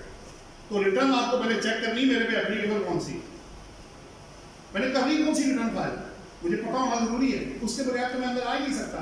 चले आप मुझे पता लग गया कि मेरा client tax payer salary individual, तो उनकी उसके अंदर 2 चीजें उन्होंने मेनली दी हुई। अगर आप साइड पे देखें तो आपको बार जो उधर नजर आ रही है, एक सैलरी है और अदर सोर्सेज नजर आ रहा है। साइड पे बार आप देख सकते हैं, ये सैलरी वाला चार्ट है, इसके अंदर आप फिगर्स वो जरा 12 लाख रुपए वाला डालो दी। अब इसमें अज्यूम करने लगा हूं 12 लाख रुपए, इसका मैं क्वेश्चन भी आपको दिखा, ये आप डालेंगे और कैलकुलेट को क्लिक करेंगे, वो ऑटोमेटिक आपको बता देगा जितना भी डाटा आप फीड करेंगे इसके अंदर, आपने कैलकुलेट को प्रेस करना है तो वो आपको बताएगा कि आपका इस इनेक्शन के अंदर, इसके अंदर आपका क्या है, और फिर आप चले जाएंगे सीधा कंप्यूटेशन के अंदर। वो कंप्यूटेशन 12 लाख उठा के उधर से ले गया और उस पे उसने ऑटोमेटिक आपका 6 लाख माइनस करके बाकी 6 लाख पे 5% वो 30,000 टैक्स पड़ा हुआ। मैंने आपको क्या कहा था, आपको लायबिलिटी नहीं वो निकालने देगा, आप इनकम डालेंगे, गलत है या सही वो अब आप पे है, आप क्या डालते हैं। वो जो भी आप फीड करेंगे मशीन उसके मुताबिक आपको रिजल्ट निकाल देंगे। अब आपको ये तय करना है कि मेरी इनकम कितनी है और कौन से हेड में है और रिटर्न कौन सी है, ये आपने तय करना है टैक्स पेयर या कंसल्टेंट। अब अगर आपको लगता है, वापस उसमें आओ सैलरी वाले में, एक दो चीजें जरा शेयर कर लें, इसमें टेक्निकल चीजें। अब इसमें जो चीज शेयर करने वाली है ना, बाकी तो आपके सामने 5 चीजें लिखी हुई है। पहला आता है पे wages and other remuneration including arrear salary. Arrear क्यों मैं अभी जवाब देता हूँ। इस तरह करते करते आप एंड पे प्रॉफिट्स इन न्यू और रिलेशन पे पहुंच जाएंगे। बेसिकली एम्प्लॉयर और एम्प्लॉई का जो रिलेशन है, अगर आप सेक्शन 12, 13 और 14 पढ़ लें तो वो ये कहता है कि कोई भी बेनिफिट अगर आपको दिया जाएगा other than for the discharge of official performance और एग्जेम्प्ट इनकम को माइनस कर that will be deemed as a part of salary income। मसलन आपको गाड़ी मिली, घर मिला, मेडिकल फैसिलिटी मिली, ग्रेजुटी मिली, पेंशन मिली, प्रोविडेंट फंड मिला, बोनस मिला, फी मिली, कमीशन मिली, आपको जॉब इंटैक्ट करने के लिए पैसे मिले, ज्वाइन करने के पैसे मिले, छोड़ने के पैसे मिले, कुछ भी बेनिफिट आपको एम्प्लॉयमेंट की वजह से आया तो वो आपकी सैलरी इनकम में शामिल किया जाएगा। अनलेस अगर ऑफिशियल परफॉर्मेंस के लिए, जैसे आप चाय पीते हैं 2 टाइम, आप टैक्स क्यों नहीं देते, मुफ्त की चाय कौन देता है? सो लॉ ये फैसिलिटेट आपको कर रहा है कि ऑफिशियल परफॉर्मेंस के लिए अगर आपको चाय मिली है वो एग्जेम्प्ट फ्रॉम टैक्स है। वरना एक आप एवरेज निकालेंगे, 50 रुपए का एक कप लगाए, 100 रुपए की चाय 2 कप, 5 दिन वर्किंग डे निकाल लें, 2500 रुपए पर महीना मल्टीप्लाई बाय 12 तो 30,000 रुपए की, तो 2500 मल्टीप्लाई बाय 12 तो 30,000 रुपए की तो चाहिए भी गया। बताए टैक्स किधर है भाई? 2,500 नहीं है ना मैंने average per month. Official performance के लिए आप ऑफिस के बिहाफ पे कनाडा जाते हैं, टूर करते हैं, वहां रहते हैं, खाते पीते हैं, आप अकेडमी या जो भी सेमिनार है, जो कुछ भी आप अटेंड करते हैं, वापस आते हैं 1 महीने बाद, 15 दिन बाद, आप कहते हैं जनाब 20,000 रुपये खर्च हो गया, ये मेरी इनकम नहीं है, मैंने आपके बिहाफ पे वहां टूर किया। तो ऑफिशियल परफॉर्मेंस के लिए जो पैसा दिया जाता है वो इनकम नहीं बनती, नंबर 1। नंबर 2, इसमें से एग्जेम्प्ट इनकम भी आपने निकाल देनी है। मसलन medical allowance 10% of basic salary का एग्जेम्प्ट है, लेकिन जबरदस्ती नहीं लेना। जैसे ये 12 लाख है, अब लोग करते क्या है कि इसको 10/110 कर लेते हैं। वो भाई जाके एम्प्लॉयर की ना पहले विथहोल्डिंग स्टेटमेंट चेक करें, उसने वहां हो सकता है 12 लाख पे टैक्स काट लिया हो, वो पूरा रिपोर्ट कर दिया हो, जब उसने आपको दिया ही नहीं तो आपने कहां से लिया। तो जरूर टैक्स प्लानिंग करें, लेकिन डॉक्यूमेंट्स और चीजों को वेट करने के बाद अपनी तरफ से ना डाटा डाल दें, फेक एंट्रियां नहीं डालनी। तो entries will be with supporting document. अच्छा, अब इसमें जो भी, अब आप फिगर कोई भी और डाल दो, नीचे आप परपोजिट्स भी आ दो नीचे, ये रहने दो, इसको रहने दो, नीचे आओ, तीसरे नंबर पे उधर ही चार्ट में नीचे नीचे नीचे या और नीचे 5 लाख डालो,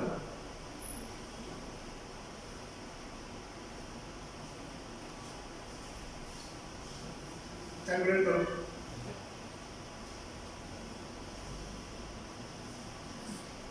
फिर करो, लेकिन ये इफेक्ट परसेंट डाल दिए। अब कंपटीशन में ले जाओ ताकि नजर आ जाए कि ये करता भी है कि नहीं। ये देखें वहां 17 लाख गया और उसने आपकी लायबिलिटी 80,000 कर दी, फिर उसने आपको मौका नहीं दिया कि आप लायबिलिटी निकाल, वो खुद कैलकुलेट कर गया। सो जो भी डाटा आप फीड करेंगे वो आपने फीड करना, नंबर 1। अच्छा, अब दूसरा दिखाओ जी, अदर इनकम वाला। हाँ, ये नीचे आगे हर एक पे थोड़ी थोड़ी बात करें। ये आपका अदर इनकम वाला है। इसमें 2-3 चीजें बड़ी इंपॉर्टेंट है, जो ये देखने में तो बड़ा सिंपल है, बड़ा टेक्निकल है इसके अंदर। अच्छा एक मैं चीज बताता चलूं, जो चीजें हाईलाइट हुई हुई है ना, जो ब्लू हुई हुई है, वो आपको फीड नहीं करने देगा, वो ऑटोमेटिक है। अगर होगा तो आप डेटा डालेंगे तो लेगा, वरना वो नहीं आएगा, उसकी पावर आपके पास नहीं है। अब इसमें आप ले लो यील्ड वाला डालो, बस करो 4 लाख रुपए डालो,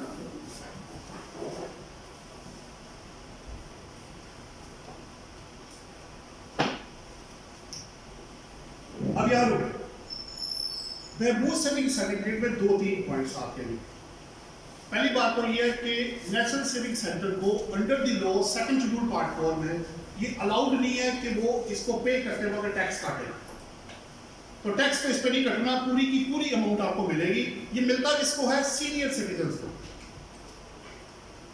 पेंशनर अकाउंट या सीनियर सिटीजन्स, ये एजेड लोगों को जो 60 years first day of the income year में 60 या उससे ज्यादा साल उम्र होगी, ये बहबूद सर्टिफिकेट मिलता ही उसको। आपके CNSE पहले वो डेट चेक करते हैं, डेट ऑफ बर्थ, आपकी उम्र कितनी है जनाब। आपने कहा जी मेरी उम्र 59 साल है, आपको बहबूद सेविंग सर्टिफिकेट नहीं मिल सकता जब तक 60 साल उम्र नहीं होगी और साल के पहले दिन। मसलन ये टैक्स ईयर शुरू हुआ 1 जुलाई 2020 से और 30 जून 2021 में खत्म हो रहा है, तो मेरी एज या टैक्स पेयर की एज 1 जुलाई 2020 पे 60 या 60 प्लस होगी, तो बहबूद सर्टिफिकेट आपको मिल जाएगा, क्योंकि इसमें rate of markup as compare to other investment ज्यादा होता है। तो कहते हैं यार जिंदगी तो गुजार ली इसने, आप इसको बेनिफिट दे देते हैं, और दिस इज वाई का टैक्स नहीं कटता। लेकिन इसका ये मतलब नहीं कि आपने नहीं देना, लॉ ने बेनिफिट दिया हुआ है इसके अंदर। क्या 10% मैक्सिमम रेट है इसके अंदर। मसलन मेरे पास कितना आया? 4 लाख रुपए। अब देख रहे हैं 4 लाख आया, तो मेरा मैक्सिमम टैक्स होगा 40,000 रुपए, और अगर मेरी इनकम में ऐड करके टैक्स कम बना तो विच एवर इज जो लोअर होगा वो मैं पे कर सकता हूं। अब आप चले जाओ कंपटीशन के अंदर,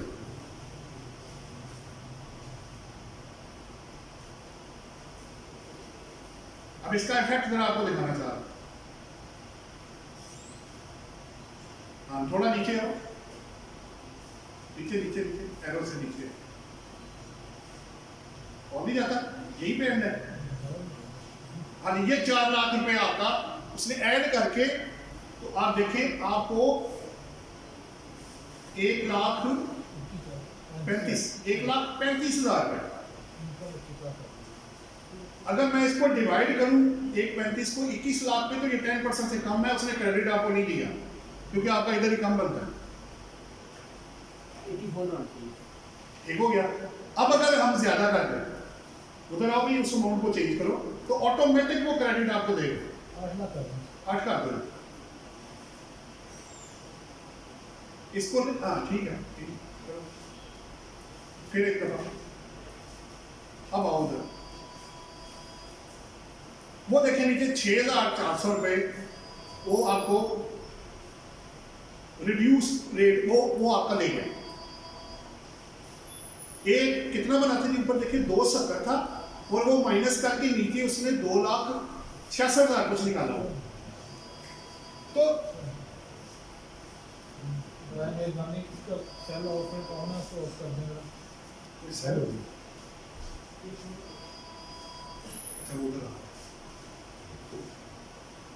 ये बहबूद वाला। अब वापस अदर इनकम उधर नहीं वापस आओ, 1-2 पॉइंट और अदर इनकम खत्म हो जाएगा।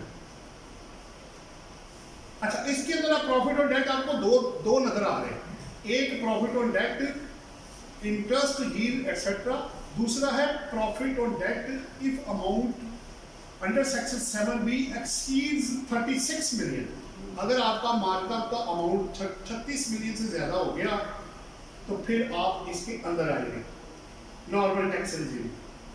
और वो जो ऊपर वाला प्रॉफिट और डेट है वो वाला है जिस पे कि टैक्स कटना नहीं है। आपने किसी बंदे को लोन दिया, आपने कहा यार मुझे ना मेरे पैसे वापस कर देना 6 महीने में, और रेट ऑफ मार्कअप होएगा 4%, उसने आपको 4% वापस कर दिया। तो चूंकि टैक्स डिडक्टेबल नहीं है इसलिए वो फाइनल डिस्चार्ज में नहीं जाएगा, वो नॉर्मल टैक्स रेजिम में टैक्सेबल होगा, और आप उसको यहां डाल के उसको क्लेम करें। इसके अलावा अगर कोई अदर रिसीव या एनुटी या पेंशन, अच्छा ये भी बड़ा इंटरेस्टिंग है, आप हैरान हो गए कि एन्युटी और पेंशन तो एम्प्लॉय के लिए होती है, इधर कैसे आ गया? अगर आप एम्प्लॉयमेंट के अलावा पेंशन या एन्युटी दी जा रही है, जैसे लोग डेथ हो जाती है तो उसकी वाइफ को या बच्ची को मिल रहा होता है, उसकी income from other sources. Pension अगर एम्प्लॉय को मिले तो सैलरी है, अगर उसके डिपेंडेंट्स को दी जाए तो वो इनकम फ्रॉम अदर सोर्सेज है। लेकिन इसका ये मतलब नहीं है कि वो एग्जेम्प्ट नहीं है। अगर आर्मी से या गवर्नमेंट इदारे से पेंशन आ रही है तो एग्जम्पशन इंटैक्ट है, चाहे वो एम्प्लॉय को मिले या उसके डिपेंडेंट्स को मिले, लेकिन हेड ऑफ इनकम इधर आपके पास आएगा। अच्छा जी, इसके अलावा आप आगे चले, आगे उन्होंने बनाया हुआ है आपका फॉरेन सोर्स, उसको क्लिक करो, उसमें दो आएंगे, एक फॉरेन सोर्स इनकम है, ये फॉरेन सोर्स इनकम। बेसिकली एक पॉइंट मैं आपको बता दूं, अगर आपकी सैलरी इनकम है और आप रेजिडेंट इंडिविजुअल है तो 102 सेक्शन ये कहता है अगर आपने बाहर टैक्स दे दिया है तो वो अमाउंट पाकिस्तान में एग्जेम्प्ट फ्रॉम टैक्स है, ये मैं आपको बताता चलूं। लेकिन अगर आपने वहां टैक्स ना दिया या वहां एप्लीकेबल नहीं था तो फिर वो इनकम रेजिडेंट बंदे के लिए पाकिस्तान में टैक्सेबल होगी। तो एग्जम्पशन है सब्जेक्ट टू पेमेंट, अगर तो पेमेंट कर दी तो ठीक है। अब सऊदीया है, वहां पे टैक्स फ्री जोन है और टैक्स नहीं काटता। अगर नहीं काटते और मैं रेजिडेंट हूं, मैं नॉन रेजिडेंट की बात नहीं कर रहा, और मुझे 3 महीने में उधर काम करता हूं, 9 मंथ्स में इधर होता हूं, मुझे वहां से भी पैसे आ रहे हैं, मैं यहां से भी कमा रहा हूं, मैं उस सूरत की बात कर रहा हूं। अगर मैं नॉन रेजिडेंट हूं फिर तो मसला ही कोई नहीं, फिर तो वो इनकम पाकिस्तान में टैक्सेबल ही नहीं है। आगे क्या है, एग्री इनकम दिखाओ दिया। एग्री इनकम में 2 पॉइंट्स हैं, मैंने हर एक में ना थोड़े थोड़े कुछ एफर्ट किए ताकि हर एक पे कुछ थोड़ी सी शेयरिंग आपके साथ हो। एग्री इनकम में 2-3 पॉइंट्स आपने जेब में रखने हैं। पहली बात तो ये है कि यहाँ ग्रॉस इनकम ना डिक्लेयर कर दीजिएगा स्वाय रेंट के, क्योंकि अगर रेंट आपको आता है, एग्री इनकम 2 तरह की है, या तो मैं खुद कल्टीवेशन करूं, गंदम उगाऊं, चावल उगाऊं, खुद मैं बेच रहा हूं, एग्री इनकम। लेकिन मैं कहता हूं जनाब मैं चक्कर में कहां पड़ूं, और या तुम ठेके पे ले लो, और ठेके से जो रेंट आपको आएगा ना वो भी एग्री इनकम ही है, उस सूरत में ग्रॉस यहां आ सकता है। लेकिन अगर मेरा खर्चा हो रहा है, मैं सारी बातें, अगर मैं कल्टीवेशन कर रहा हूं तो मुझे मटीरियल, लेबर, एफएच हर कुछ चाहिए, वो मैं करूंगा तो चीज बनेगी, फिर अंदर खुद ही आ जाएगी, सारा कुछ मुझे करना पड़ेगा। फिर खर्चे, मसलन 10 लाख की मेरी सेल है, 8 लाख के मेरे खर्चे, तो मेरी एग्रीकल्चर इनकम जो नेट है वो 2 लाख रुपए है, यहां 10 लाख ना रिकॉर्ड कर दीजिएगा। क्यों? उसकी 2 वजह है। वो जो प्रवीण साहब का है वो आपसे इनकम बेस्ड या एरिया बेस्ड टैक्स मांगेगा, व्हिचएवर इज हायर। कई लोगों ने यहाँ 40 लाख, मुझे फोन है 50 लाख डाल दिया, तो मैंने कहा इतनी तो तुम्हारी लैंड की कैपेसिटी नहीं है जितनी तुमने इनकम डाल दी है, क्या हो गया तुम्हें? वो जी सोर्सेज नहीं थे, वाइट करना था और इनकम एग्जाम थी, तो मैंने कहा सूबे को जो टैक्स देना था वो किसने देना था, वो उनको उधर से नोटिस इशू हो गया, इधर से भी आ गया। अगर आपने 111 सेक्शन में प्रोविंस को टैक्स ना दिया तो ये आपकी अदर इनकम बना के आपको टैक्स लगा देंगे 111 सेक्शन में, ये मैं आपको बताता चलूं। लेकिन एफबीआर को टैक्स नहीं देना, टैक्स आपने सूबे को ही देना है, क्योंकि अगर आप इसको दे भी देंगे उसने फिर आपको नोटिस दे देना मेरा टैक्स किधर है भाई, फिर उसको पे करके यहाँ से रिफंड मांगोगे तो आप दोनों तरफ फंस जाएंगे। तो बेहतर यह है कि जिसका जो बनता है उसको दे के रिलीज करें एक, और दूसरा उधर जो आप जमा करवाएं आप उधर भी प्रॉफिट एंड लॉस अकाउंट बनाएं, उधर भी इनकम में से खर्चे माइनस करें और उसके मुताबिक उस पर, वैसे एग्री इनकम टैक्स लॉ में सेक्शन 41 में एग्जाम्प्ट है, लेकिन सब्जेक्ट टू दिस 111 कहता है कि आपने सूबे को टैक्स देना है जो इस पे बनता है। और अगर आपने वो दिया, फर्ज करें मैंने 10 लाख शो किया, 2 लाख पे टैक्स दिया, तो 8 लाख आपकी इनकम बना के टैक्स वो आपसे मांगेंगे, मसला शुरू हो जाएगा। अगला कनेक्शन निकालो, डिडक्टेबल अलाउंसेस, बस अब शॉर्ट ही है सर।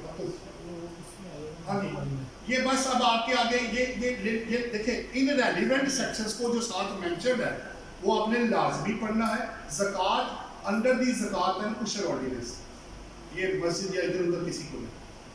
प्रॉफिट ऑन डेट, अगर आप जाती घर बना रहे हैं या एक्वायर कर रहे हैं उस पर जो मार्कअप होगा उस पर टैक्स, ये आपको डिडक्टेबल अलाउंस दिया जा रहा है। अगर आप तीसरा क्या है जी, एजुकेशन एक्सपेंसेस है 60D section, number of children को मांगते हैं। और आगे 61 क्लॉज आपका सेकंड शेड्यूल जो पार्ट 1 का है, जो अगले साल में खत्म हो गया है, तो अगर आप इसको देंगे तो आपको टैक्स क्रेडिट डिडक्टेबल लॉस के तौर पे, यानी टोटल ये वो चीजें हैं जो टोटल इनकम में से माइनस होनी है, फिर आपकी टैक्सेबल इनकम आएगी। अगला लेक्चर आओ टैक्स क्रेडिट देखो। तो अगर एप्लीकेबल होगा तो आप क्लेम कर लें, अगर नहीं है तो उसको छोड़ दें। ये टैक्स क्रेडिट की लिस्ट है, इसके भी सेक्शन सारे रेफर्ड हैं। आगे चलो, ये आपकी एडजस्टमेंट्स हैं। अगर आप इसमें कोई एडजस्टमेंट करते हैं तो वो आपके पास इसके अंदर है। आगे चलो, क्या है, कंप्यूटेशन में आ जाओ। ये फाइनल टैक्स रिजीम वाले, पहले एडजस्टेबल टैक्स था, जितने एडजस्टेबल, ये वो वाले हैं मिनिमम एफटीआर वाले, वो टैक्सेस हैं, वो आप इसके अंदर फीड करेंगे तो वो अमाउंट ले लेगा। अच्छा, जहां जहां प्लस आएगा वहां उसके पर्टिकुलर साथ ऐड कर दीजिएगा। अगर बैंक है तो बैंक अकाउंट का नाम, एड्रेस और ब्रांच कौन सी है वो भी देखेगा। अल्टीमेटली वो आपको कंप्यूटेशन में लेके जाएगा, वो मैंने आपको पहले दिखा दी थी। अब आ जाओ वेल्थ स्टेटमेंट के अंदर, तीन चीजें।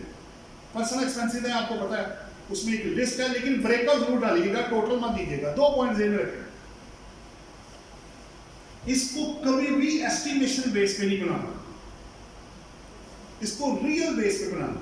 Utility bills, rent agreement, travelling, एक ही सिर्फ इसमें एक है जो एस्टिमेशन है, वो फूड, क्लोथिंग एक्सेट्रा है। बाकी सारों के सपोर्टिंग आप जहां पॉसिबल है वो दे दें तो ज्यादा अच्छा होगा। अच्छा, इसमें अगर ज्वाइंट है, अब आप दोनों भाई या फैमिली मिलके इकट्ठे रह रहे हैं, तो 20% आपका, 80% उसका, 30% उसका, 70% आपका। तो इसमें टोटल आप डालेंगे और जितना उसका शेयर होगा वो इसमें से माइनस हो जाएगा, और उसकी वेल्थ में भी सेम अमाउंट रिपोर्ट हो रही होगी। उसका हिस्सा 70%, आपका हिस्सा 30%। वो अपने 70% का जवाब दे, आप अपने 30% का जवाब दें। आगे क्या देखना, ये आपकी वेल्थ आगे है, जिसमें ओपनिंग, अगर आपका पहला साल है तो ओपनिंग कोई नहीं होगा, अगर पीछे है तो वो इंपोर्ट की फैसिलिटी, आप अगर कोई चेंज है तो आप चेंज करके इसको चेंज कर सकते हैं। और आखिरी, बस अब इससे बाहर निकलो और एग्जांपल देता हूं। ये मैंने एक एग्जांपल बनाई हुई है जी, 30 जून 20 पे एक बंदे के एसेट्स हैं, नीचे कुछ एडजस्टमेंट्स हैं, और कहा है कि 21 की मुझे वेल्थ स्टेटमेंट बना के दो, प्लस मुझे वेल्थ रिकंसिलिएशन बना के दो, प्लस मुझे कंप्यूटेशन बना के दो, और प्लस मुझे कैश फ्लो स्टेटमेंट बना के दो। अगले पेज पे आओ। ये मैंने कंप्यूटेशन बनाई है जी, सैलरी इनकम 12 लाख है, कैपिटल गेन 1.5 लाख है जो प्राइवेट कंपनी से आया है। 1350 पे आगे चलो, ये 1350 पे लायबिलिटी सैलरी पर्सन पे 45,000 है, 1 लाख कटा हुआ है और 55,000 आपका रिफंड आ जाएगा। अगले पेज पे आओ। ये वेल्थ है जी जो मैंने 30 जून 21 पे बनाई है। मैंने 20 को पकड़ा, जिसमें जो चेंज आई वो मैंने यहाँ डाल दिया। मसलन प्लॉट में कोई चेंज नहीं आई, कैपिटल चेंज हो गया, इसका नोट 1 आगे दिखाओ आ रहा होगा। अगले पेज, ये पीछे, ये ओपनिंग कैपिटल था जी 25 लाख रुपए, प्रॉफिट ऐड हुआ 4.5 लाख रुपए। ये जेब में रखिएगा कि रिकंसिलिएशन के अंदर जो प्रॉफिट होता है वो टैक्सेबल वाला नहीं, वो अकाउंटिंग वाला होता है, उसको मिक्स नहीं करना आपस में। और ड्राइंग्स थी तो 26,75,000 मेरा आ गया। अब 26,75 दिखाओ ऊपर, ऊपर पीछे, और ये वो 26,75 आपको दूसरे नंबर पे नजर आ। फिर ज्वेलरी, इसमें कोई चेंज नहीं थी। शेयर्स में से 8 लाख आ गया आपके पास, 2 लाख के बेच दिए थे, वो मैं आपको आगे दिखाता हूँ। कैश अकाउंट दिखाओ जी पहले, कैश अकाउंट कहाँ से है आगे, ये क्या है, ये कैश फ्लो है जो लोग नहीं बनाते, इसको बनाए। देखिए इतना तो मुश्किल नहीं है, इसको आप समझ लें। कैश की रिकंसिलिएशन साल के शुरू में कितना था, 35 लाख रुपए नजर आ रहा है। रसीद कितनी हुई, 18 लाख रुपए। टोटल कितना हो गया, 53,25,000। खर्चे कितने हुए, 25,90,000 रुपए के। बाकी कितना बचा, 27 लाख, जिसमें से बैंक में 4,75,000 है और बाकी कैश में 22 लाख साल मेरे पास पड़ा हुआ। तो कैश अकाउंट है, कोई मसला नहीं है। Opening balance, add receipt less payment, closing balance आपके पास आ जाएगा। हाँ जी, पीछे आओ, अब रिकंसिलिएशन देखो। ये रिकंसिलिएशन है, ओपनिंग वेल्थ थी 10 मिलियन, इसमें salary income I, gain on sale of shares आया, प्रॉफिट ऑन एबीसी कंपनी आया 11.8, और जो आपने गिफ्ट को ब्रदर किया सैलरी में से टैक्स कटा, प्रॉफिट पे जो टैक्स दिया वो हाउस होल्ड एक्सपेंसेस माइनस किए, तो ये आपका 10.4 मिलियन है। अब ऊपर वेल्थ दिखाओ कितनी है, 10.4 मिलियन। ये आपस में टैली हो गया और ये आपको सिस्टम के अंदर जाके इसको टैली करके देना है, क्योंकि अगर अनरिकंसाइल्ड अमाउंट हुई तो पहले ये होता था वेल्थ स्टेटमेंट फाइल नहीं होती थी, अब हो जाती है। और अनरिकंसाइल्ड अमाउंट को उन्होंने डीम्ड इनकम बना के आपको टैक्स लगा देना है, तो इसको टैली करके दें ताकि आपकी किसी चीज में कोई चीज का लूप होल या लीगली या वैसे वो वीक न रह जाए, जिसकी वजह से आपको अमेंडमेंट इन असेसमेंट न करवानी पड़े। ये मेरी कोशिश थी कि मैं आपको लीगल साइड और इसकी चीज़ें शेयर करता।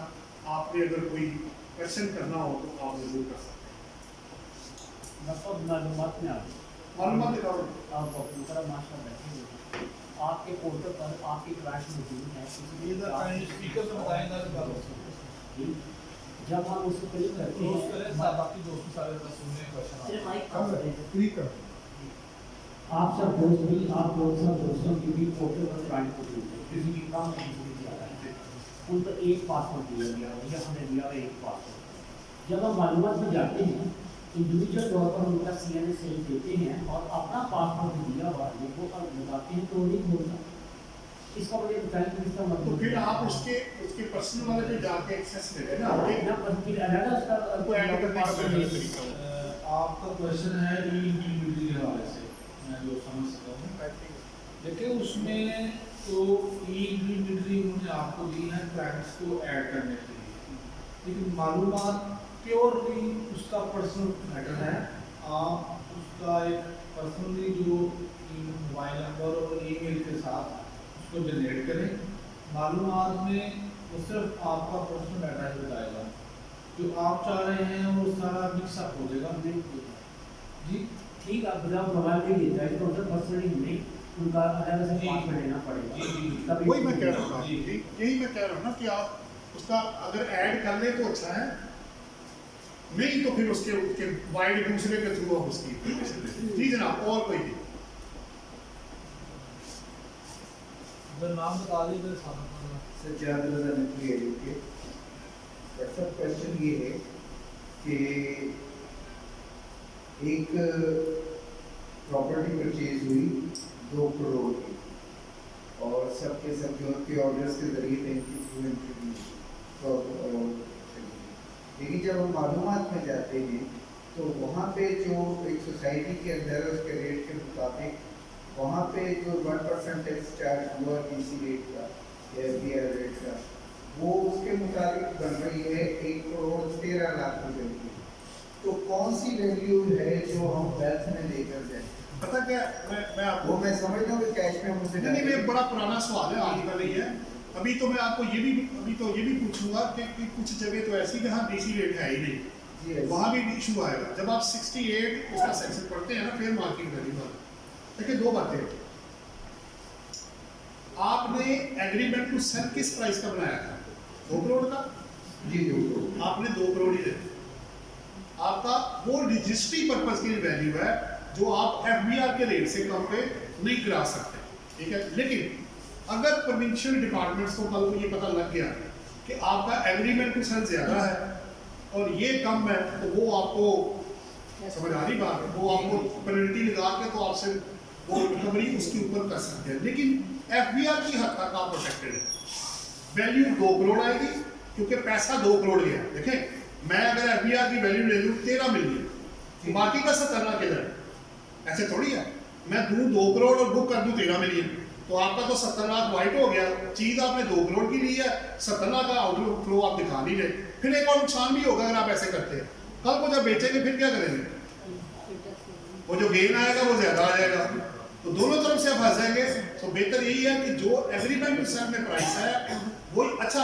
एक मेरे पास एक सिचुएशन आ गई है, आपके पास ज्यादा आ गया ना, मेरे पास कम आ गया, मेरे पास कैसा आ गया। उसमें क्या हुआ है कि FBR की वैल्यू जो पेमेंट की है उससे ज्यादा है। अब मुझे उसने सवाल किया मैंने कौन सा बुक करना है जो तुमने दिया। देखें, अगर FBR की वैल्यू फर्ज करें 1 करोड़ है, मैंने दिया 80 लाख रुपए, तो मैं 1 करोड़ कैसे दिखाऊं? मैंने तो वो दिए ही नहीं और ना मैंने देना है, मैं तो एंट्री बुक ही नहीं कर सकता।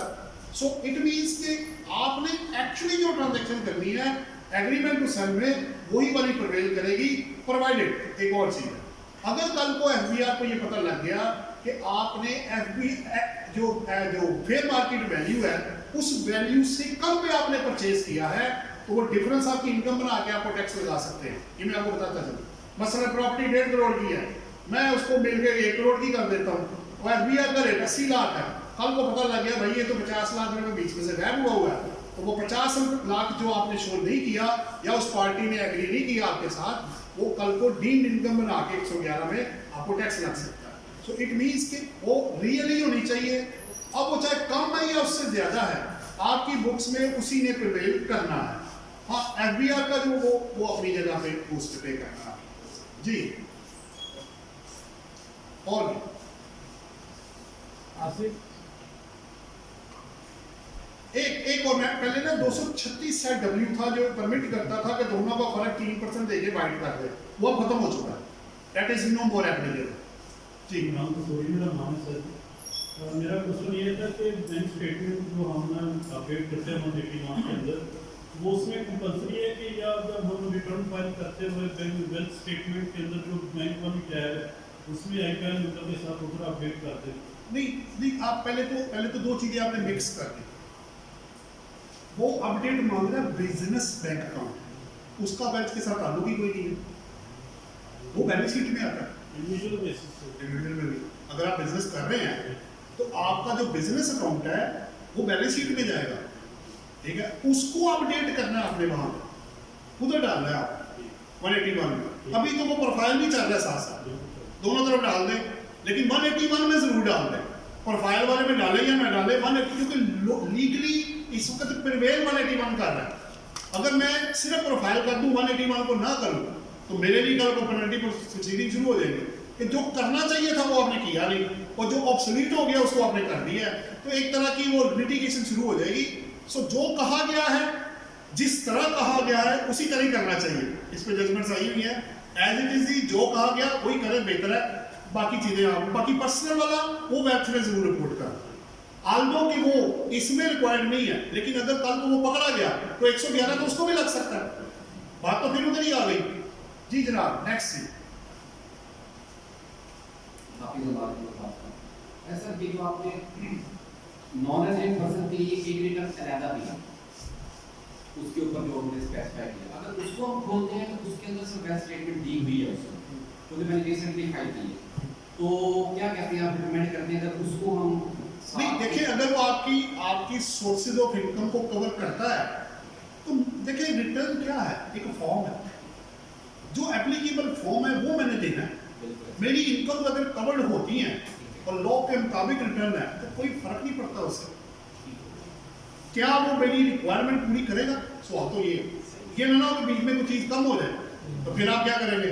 जैसे एक बंदा सैलरी इनकम में जाता है, उसकी रेंटल इनकम है उसको इग्नोर कर देता है क्योंकि रेंटल है ही नहीं, तो अब आप ये प्ली नहीं ले सकते कि चूंकि मैंने ये वाली फाइल की है तो मैं इनकम इग्नोर कर गया, इसलिए दूसरी रिटर्न रखी है उसने। तो जो एप्लीकेबल है, जो उसको में कवरेज होती है वो फाइल करें आप जी। जनाब और कोई नहीं जी? क्यों नहीं सर, बंदा सीखता ही सवालों से है जी, क्वेश्चंस क्रॉस जब होते हैं।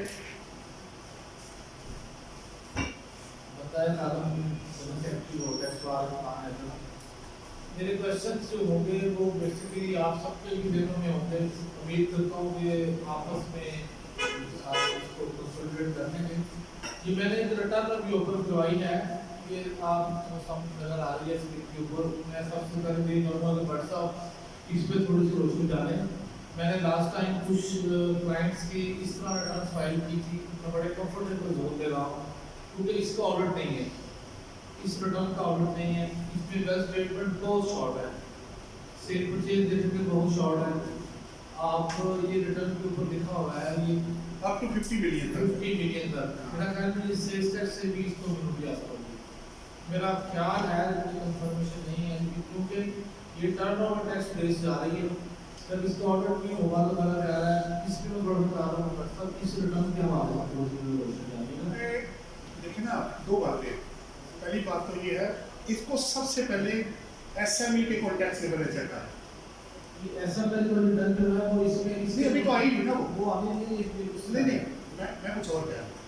अगर आपका टैक्स पेयर, आपने देखिए लिखा हुआ मैन्युफैक्चरर अप टू 50 मिलियन, ये तो सीधा उसके अंदर फॉल कर रहा है, तो मुझे तो उधर जाके आराम से 0.25% पे करके दाम चढ़ा देंगे। सर वहाँ पे तो आपको सेल्स पे करना है ना।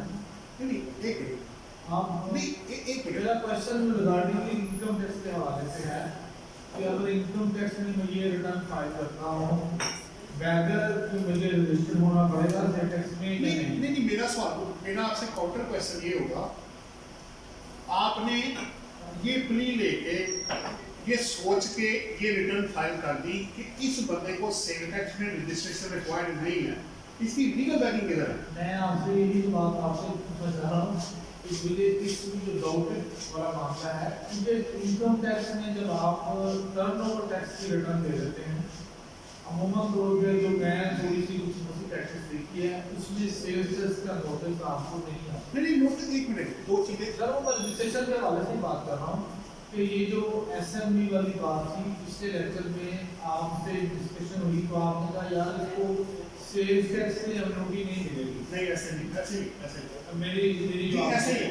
अभी भी ऐसे ही है। तो मेरी सरकार के हवाले से प्रोपोजिशन ये है जो बहुत छोटा मैन्युफैक्चरर है जिसका 10-15 हज़ार रुपये दिया जाता है, अगर उसने को अपनी टर्नओवर से देना चाहे तो भी संदर्भ में। तो मेरा एक सवाल है आपसे, मुझे पहले ये बताइए आप कॉटेज इंडस्ट्री से बाहर कैसे आए? सर कॉटन इंडस्ट्री में लोग 3 महीने से ये तो चले तीन, वो तो अब हुई है ना, ये तो 50 मिलियन है। अच्छा मुझे नहीं, आप अब तो कॉटेज इंडस्ट्री से निकलना ही बहुत मुश्किल है। आपके पास नहीं चार क्वेश्चन है, चार। पहला, क्या आपकी फैक्ट्री के पास इंडस्ट्रियल मीटर कनेक्शन है? उसके बगैर तो फैक्ट्री लगती नहीं।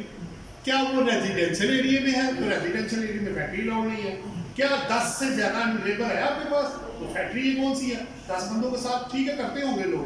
3 मिलियन से ज्यादा टर्नओवर हुई, वहां से तो निकलना ही बड़ा मुश्किल है। पहले वो कॉटेज इंडस्ट्री को देते ही नहीं थे स्टेटस, उसको वो रजिस्टर्ड ही नहीं कर रहे थे। अब वो कह रहे हैं कि इनमें से कोई एक भी कंडीशन अगर मेट हो गई, इसका मतलब है एट द सेम टाइम हमें 4 या 5 जो प्री कंडीशन है उनमें से निकलना पड़ेगा, तो तब आप सेल टैक्स की रजिस्ट्रेशन से बच सकते हैं।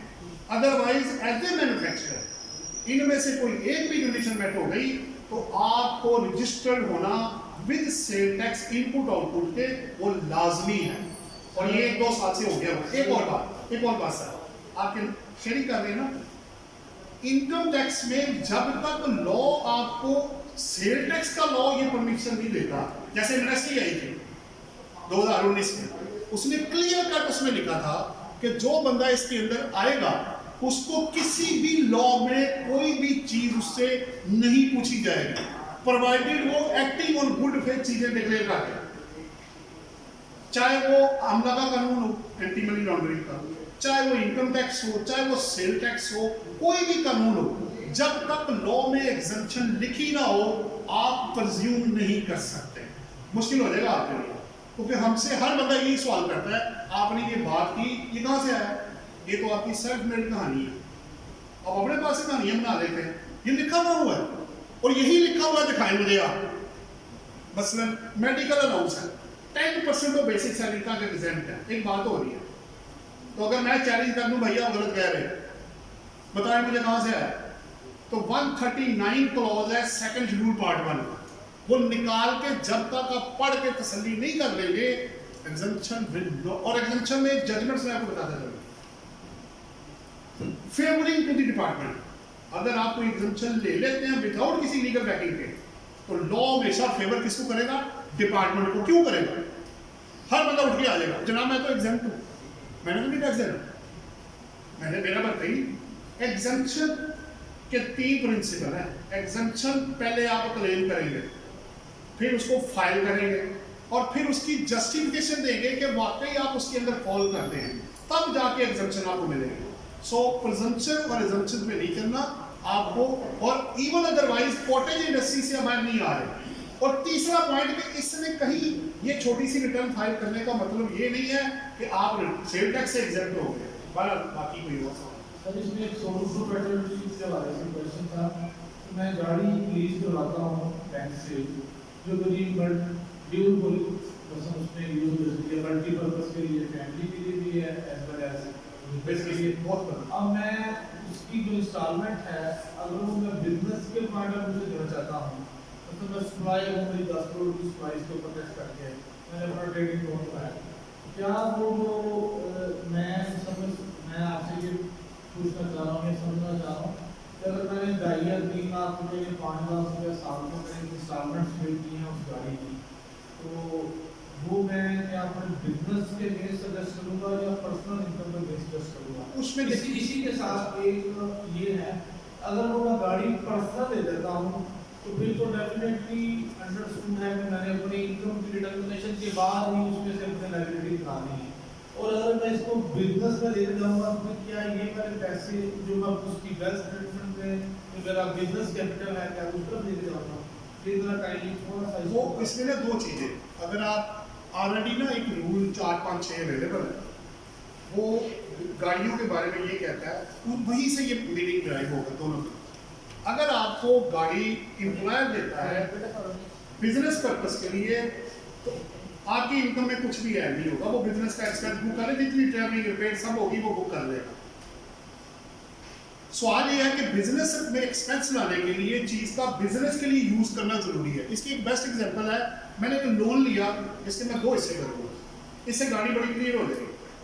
बल्कि एक एग्जांपल, इस पे एक जजमेंट भी है, वो उसमें ये कोड हुआ था कि मैंने एक लोन लिया 1 करोड़ में का बिजनेस के लिए, वो उठा के मैंने बिजनेस में से ड्रॉ किया और अपना घर बना लिया। तो टैक्सेशन ऑफिसर ने कहा भाई बात यह है कि ये 1 करोड़ रुपए का तुम ले गए अपने घर में, तो ये तो बिजनेस के लिए इस्तेमाल ही नहीं हुआ, तो इस पे जो मार्कअप होगा वो तुम्हारा पर्सनल एक्सपेंस होगा, बिजनेस का नहीं बनेगा। अब इसमें 2-3 सिचुएशन, अगर तो वो पैसा वही था जो आपने लोन लिया था और वो इस्तेमाल किया तो फिर तो आप मार्कअप नहीं क्लेम कर सकते। लेकिन अगर बोथ पर्पसेज है तो जितना लोन या जितनी गाड़ी आपने यूजेज की है प्रोपोर्शनल बेसिस पे उस पे पर्सनल यूज को बाहर निकाल दें, क्योंकि सेक्शन 21 ये कहता है कि वो एक्सपेंडिचर जो पर्सनल नेचर के होते हैं वो बिजनेस में आप एक्सपेंस क्लेम नहीं कर सकते। मसलन रेंटल में मैं कहता हूँ यार मेरा लाख रुपए पर मंथ रेंट है, मैं अज्यूम कर रहा हूँ, तो इसमें से 25% मेरा जाती यूज है और 75% मेरा बिजनेस यूज है। तो उसमें से जो मैं क्लेम करूंगा बिजनेस पर्पस के लिए 12 लाख, अब 10 लाख करके सेफ पर्पस के लिए 10 लाख का 7.5 लाख रुपया मेरा चला जाएगा बिजनेस के अंदर, और बाकी जो 2.5 लाख होगा मेरे पर्सनल एक्सपेंसेस में व्हीकल के अंदर रनिंग एंड मेंटेनेंस या रेंटल के तौर पे आप उसको क्लेम कर देंगे। तो ये 10 लाख की रिकंसिलिएशन आपकी पूरी हो गई। और कोई नेक्स्ट क्वेश्चन।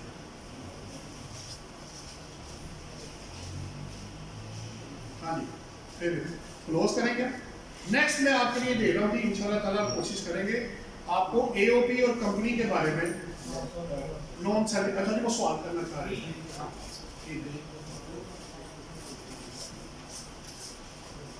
हाँ जी, बस सर ये जो आजकल anti money laundering money laundering के नोटिस आ रहे हैं, इसके हवाले से हाँ जी, 2-4 बातें हैं वो मैं, क्योंकि 1-2 केसेस मैंने फेस भी किए हैं तो जो मेरे पास एक्सपीरियंस है वो मैं शेयर कर देता हूँ। पहली बात तो ये है कि इसमें 2-3 चीज़ें ज़रा क्लियर कर। पहला, क्या ये आपके टैक्स पेयर पे अप्लाई होता है? इसमें डेफिनेशन की है, DNFP की जो डेफिनेशन है उसमें देखें कि आप उसमें अकाउंटेंट्स हैं, उसमें ज्वेलर्स हैं, उसमें डेवलपर्स हैं, बिल्डर है, ठीक है, एक का क्लास एक को आधा और भी। तो क्या आपके टैक्स पेयर पे पहले ये अप्लाई होता है? नंबर 1। नंबर 2, क्या आपका क्लाइंट किसी सस्पेक्टेड ट्रांजैक्शन में इन्वॉल्व है? जिसका जवाब आपके पास नहीं है, ठीक है। हमारे पास जो केस था कि जो ये अप्लाई हुआ है 2016 से, 15 टाइम बाद है, 5 साल से पीछे नहीं वो जा सकते। तो 16, 17, 18, 19 4 सालों का मैंने जवाब दिया अलग अलग करके। तो उसके अंदर तमाम ट्रांजेक्शन्स हर एक चीज में बताता चलता, एंटी मनी लॉन्ड्रिंग लॉ में कोई भी ट्रांजैक्शन जो आप रिपोर्ट करेंगे ना वो थर्ड पार्टी की वेरिफिकेशन के बगैर नहीं निकलेगी। ये मैं आपको बताता चलूँ। मसलन अगर आप रजिस्ट्री की कॉपी देंगे उसमें पटवार खाने से या रजिस्ट्री डिपार्टमेंट से या सोसाइटी से उसको वेरीफाई करना है। इवन के बैंक स्टेटमेंट, इवन के गाड़ी, एक एक ट्रांजैक्शन, क्योंकि ये एंटी मनी लॉन्ड्रिंग है, ये इन्वेस्टिगेशन स्टाइल और होता है, ऑडिट का पर्पज और होता है, इन्वेस्टिगेशन का पर्पज, इन्वेस्टिगेशन का स्कोप बड़ा लार्ज होता है। दो बात, 10 मिलियन से ज्यादा वाले को वो आपको पता है इसमें लिमिट है, उसको नहीं वो काम करते। तो अगर आपको क्लियर है कि आपका क्लाइंट किसी चीज में इन्वॉल्व नहीं है वो तो तब वो एंटी मनी लॉन्ड्रिंग 1 करोड़ से, हाँ जी ऐसे उसमें लिखा होगा। अगर आपको क्लियर है कि आपका टैक्स पेयर, जो कि मुझे बड़ा क्लियर था क्योंकि सारी रिटर्न हमने टैक्स ऑफिस में उनकी फाइल की हुई, सारी उन्होंने मंगवाई, हर चीज एक एक ट्रांजेक्शन रिकंसिलिएशन हर चीज उन्होंने हमसे ली और उन्होंने कहा जी इसमें कोई अगर सस्पेक्टेड ट्रांजेक्शन है तो वो आप हमें बता दें। मैंने कहा जी आपके सामने है, आपसे पहले तो एफबीआर को दे चुके हैं। सो और इवन अदरवाइज एप्लीकेशन जरूर चेक करें। तो लोग अच्छे हैं वो, अगर आप कोऑपरेट करेंगे तो वो भी कोऑपरेट करें, वरना पेंडिंग पड़ा रहेगा इन्वेस्टिगेशन में, ना वो 3 में रहेगा ना 13 में रहेगा। तो application plus documentation plus cooperation ये सारा कुछ करें ताकि कोई एंटी मनी लॉन्ड्रिंग वाली ट्रांजैक्शन अंदर ना आए। ठीक है, इसकी नॉन कंप्लायंस की पेनल्टी और प्रोसिक्यूशन बहुत ज़्यादा है, उसको जरूर पढ़ लीजिए जी। और मेरा यदि पूछना था आपने फॉर्म के बारे में डिस्कशन किया, क्या आप ये इस फॉर्म को डिस्कस करते हैं कि हम ये रेगुलर रिटर्न फाइल करनी पड़ेगी? अगर हम इसकी रिक्वायरमेंट को फुलफिल करते हैं तो इस सूरत में आप क्या सजेस्ट करें? नहीं देखिए बात पता क्या है, दो चीजें मुख्तलिफ है। आप पे जो रिटर्न एप्लीकेबल है आप वही फाइल करें, चाहे आप ये करें, अगर ये एप्लीकेबल है तो ये फाइल कर लें, लेकिन सवाल ये है इसका बेनिफिट किसी और शक्ल में नहीं आपको मिलेगा अनलेस लॉ आपको ना दे। सीधी सी बात है, अगर मैं एक सिंप्लीफाइड रिटर्न फाइल कर देता हूं तो क्या लॉ मुझे टोटल ऑडिट की छूट देगा? क्या मुझे 122 से छूट देगा? 122 से तो वो शुक्र करें वो 122 से तो एंटी मनी लॉ वो छूट का जो था क्या था वो आपका एमनेस्टी में भी नहीं था। अगर आप डिक्लेरेशन सही ना करते तो उसको भी वो 122 लगा सकते थे। 122 वो हर एक बंदे के लिए नहीं छोड़ते। ऑडिट में जैसे एसएमई को छूट दी हुई है, अगर आप रिटर्न सही फाइल कर देते हैं तो आपको 214C और 177 दोनों से छूट मिल जाएगी अगर आप एसएमई में वो टर्नओवर टैक्स फिक्स वाला पे कर देते हैं। तो लिखा हुआ है उसके अंदर, इसके साथ लिखा कुछ नहीं हुआ, ये तो जस्ट सिंप्लीफाइड आपको दिखाने के लिए है, लेकिन इसका ये मतलब नहीं है कि ये फाइल करके आपको बेनिफिट लेना शुरू कर दे unless it is stated in the law, otherwise आपको बेनिफिट वो नहीं मिलेगा। अजम्पशन और प्रिजम्पशन पे नहीं है। जी जनाब, आप लोगों का बहुत बहुत शुक्रिया जी। इंशाल्लाह ताला नेक्स्ट में कोशिश करेंगे कि एओपी और कंपनी वाली जो है ना उस पर बात करें। Thank you very much. Thank you so much जी भट्ट साहब। मैं जितने भी ऑडियंस में लेडीज एंड जेंटलमैन बैठे हुए हैं, मंसूर भाई आपके क्वेश्चंस को मैं थोड़ा सा आगे एलाबोरेट करना चाहता हूँ कि बेसिकली जो मिनिमम टैक्स की रिलीव 113 वाला सेक्शन था ना, ये उसी का ही थोड़ा सा उन्होंने इसको एस्पेक्ट दिया है। मैं इसको समझता हूँ कि अगर कोई टैक्स पेयर अपना टैक्स फाइल करना चाहता है बेहतर तरीके से, इसमें आपने ओपनिंग स्टॉक भी देना है, क्लोजिंग स्टॉक भी देना है, अपनी कॉस्ट ऑफ गुड्स सोल्ड निकालनी है, नेट प्रॉफिट निकालना है। बेसिकली ये एट्रीब्यूटेबल इनकम वाला सीन इस रिटर्न के अंदर है। आप अगर 3 लाख रुपए टैक्स पे करना चाहते हैं तो आप 3 लाख से रिवर्स अपनी इनकम रिटर्न करेंगे पहले। नॉर्मल जो सिनेरियो है इनकम टैक्स रिटर्न का, उसमें इनकम लास्ट पे जाकर डिटरमिन होनी है। इस वाली रिटर्न में इनकम स्टार्ट से डिटरमिन होनी है। मतलब आपने टैक्स पे करना है 5 करोड़ की टर्नओवर पे, जैसे मेरे 50 में लिखा हुआ है 1.5% के साथ 7.5 लाख रुपया बनता है, तो देन 7.5 से आप सबसे पहले अपनी इनकम वर्कआउट करेंगे। तो वेदर मैं अगर नॉर्मल इनकम टैक्स में 7.5 लाख रुपया टैक्स पे करता तो मेरी इनकम क्या होती, 10 लाख होती, but so ever 12 lakh 15 lakh या 20 लाख होती। तो इस रिटर्न में जो मैं समझता हूँ कि जो छोटा मैन्युफैक्चरर है जो चाहता है कि यार मैं इस सेक्शन से ना करूँ, वो ये रिटर्न दे, इसका ऑर्डर नहीं होगा। मुझे इतना यकीन है क्योंकि ये टर्नओवर टैक्स बेस्ड रिटर्न है, क्योंकि आपने अपने टर्नओवर पर टैक्स दे दिया होगा है। इनकम भी आपने अपनी इनकम के हिसाब से एलेबोरेट रिटर्न, अगर इसको ऑडिट आ भी जाता है तो क्या करेंगे वो आपसे? सेल तो जो आपने वो बता दिया, आपने टैक्स उस सेल के मुताबिक टर्नओवर दे दिया, विच एवर इज हाई था वो आप नीचे ले गए, इनकम नीचे ले गए, या टर्नओवर और इनकम को आप नीचे कर दिया।